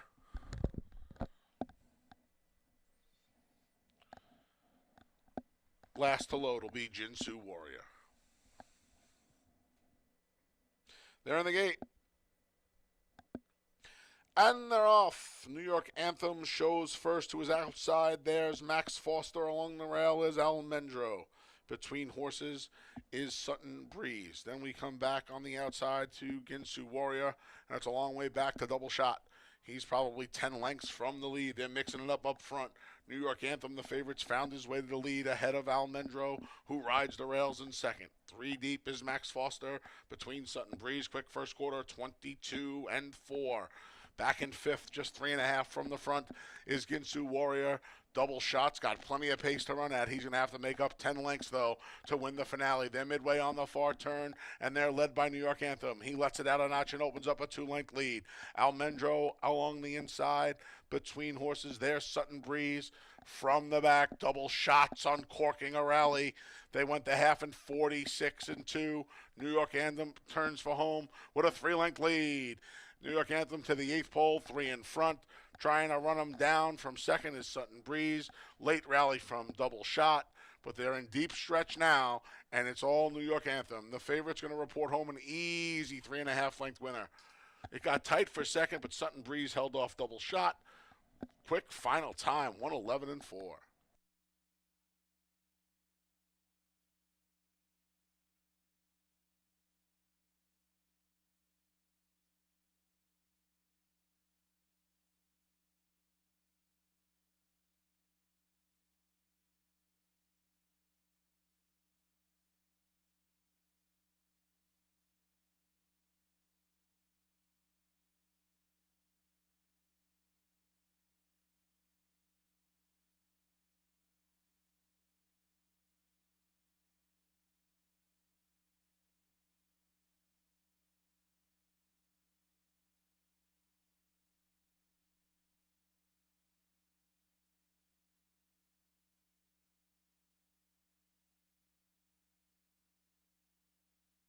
Number 5, New York Anthem was first. 4, Sutton Breeze second. 1, Double Shot third. 2, Almendro finished fourth.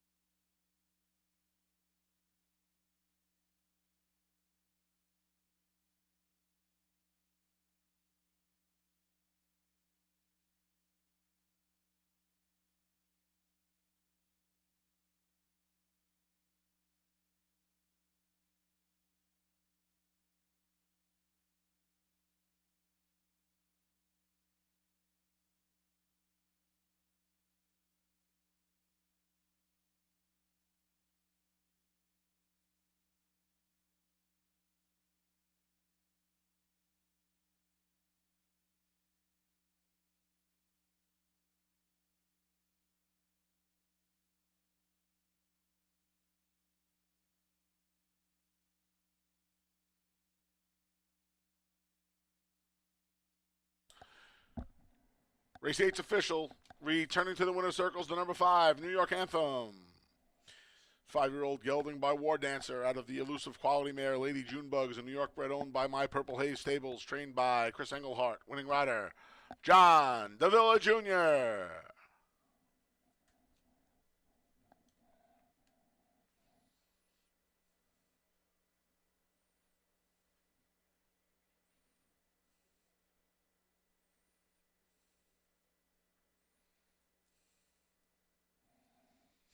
$2 double, 3-5, $7.90. $2 exact to 5-4, $14.60. 50-cent try, 5-4-1, $7.70. 10-cent super, 5-4-1-2, a penny shy of $2. 50-cent pick 3, 2-3-5, $4.15. 50-cent pick 4, 1-2-3-5, $57.87. 50-cent pick 5, 2-1-2-3-5, $1,267.75. Pick 6 was hit today. 6 of 6, $2,731.50. Consolation 5 of 6, $14.90. That wraps up the live portion of the racing action today at Finger Lakes Gaming and Racetrack. Please note the casino is open until 4 a.m. Live racing resumes tomorrow. 8 race card with a special first post of 120. Now on behalf of the broadcast team, staff, and management here at Finger Lakes Gaming and Racetrack, I'm the Big A, Anthony Stabile, your track announcer, thanking you for joining us today. Please arrive home or wherever you're going safely. Have a great night.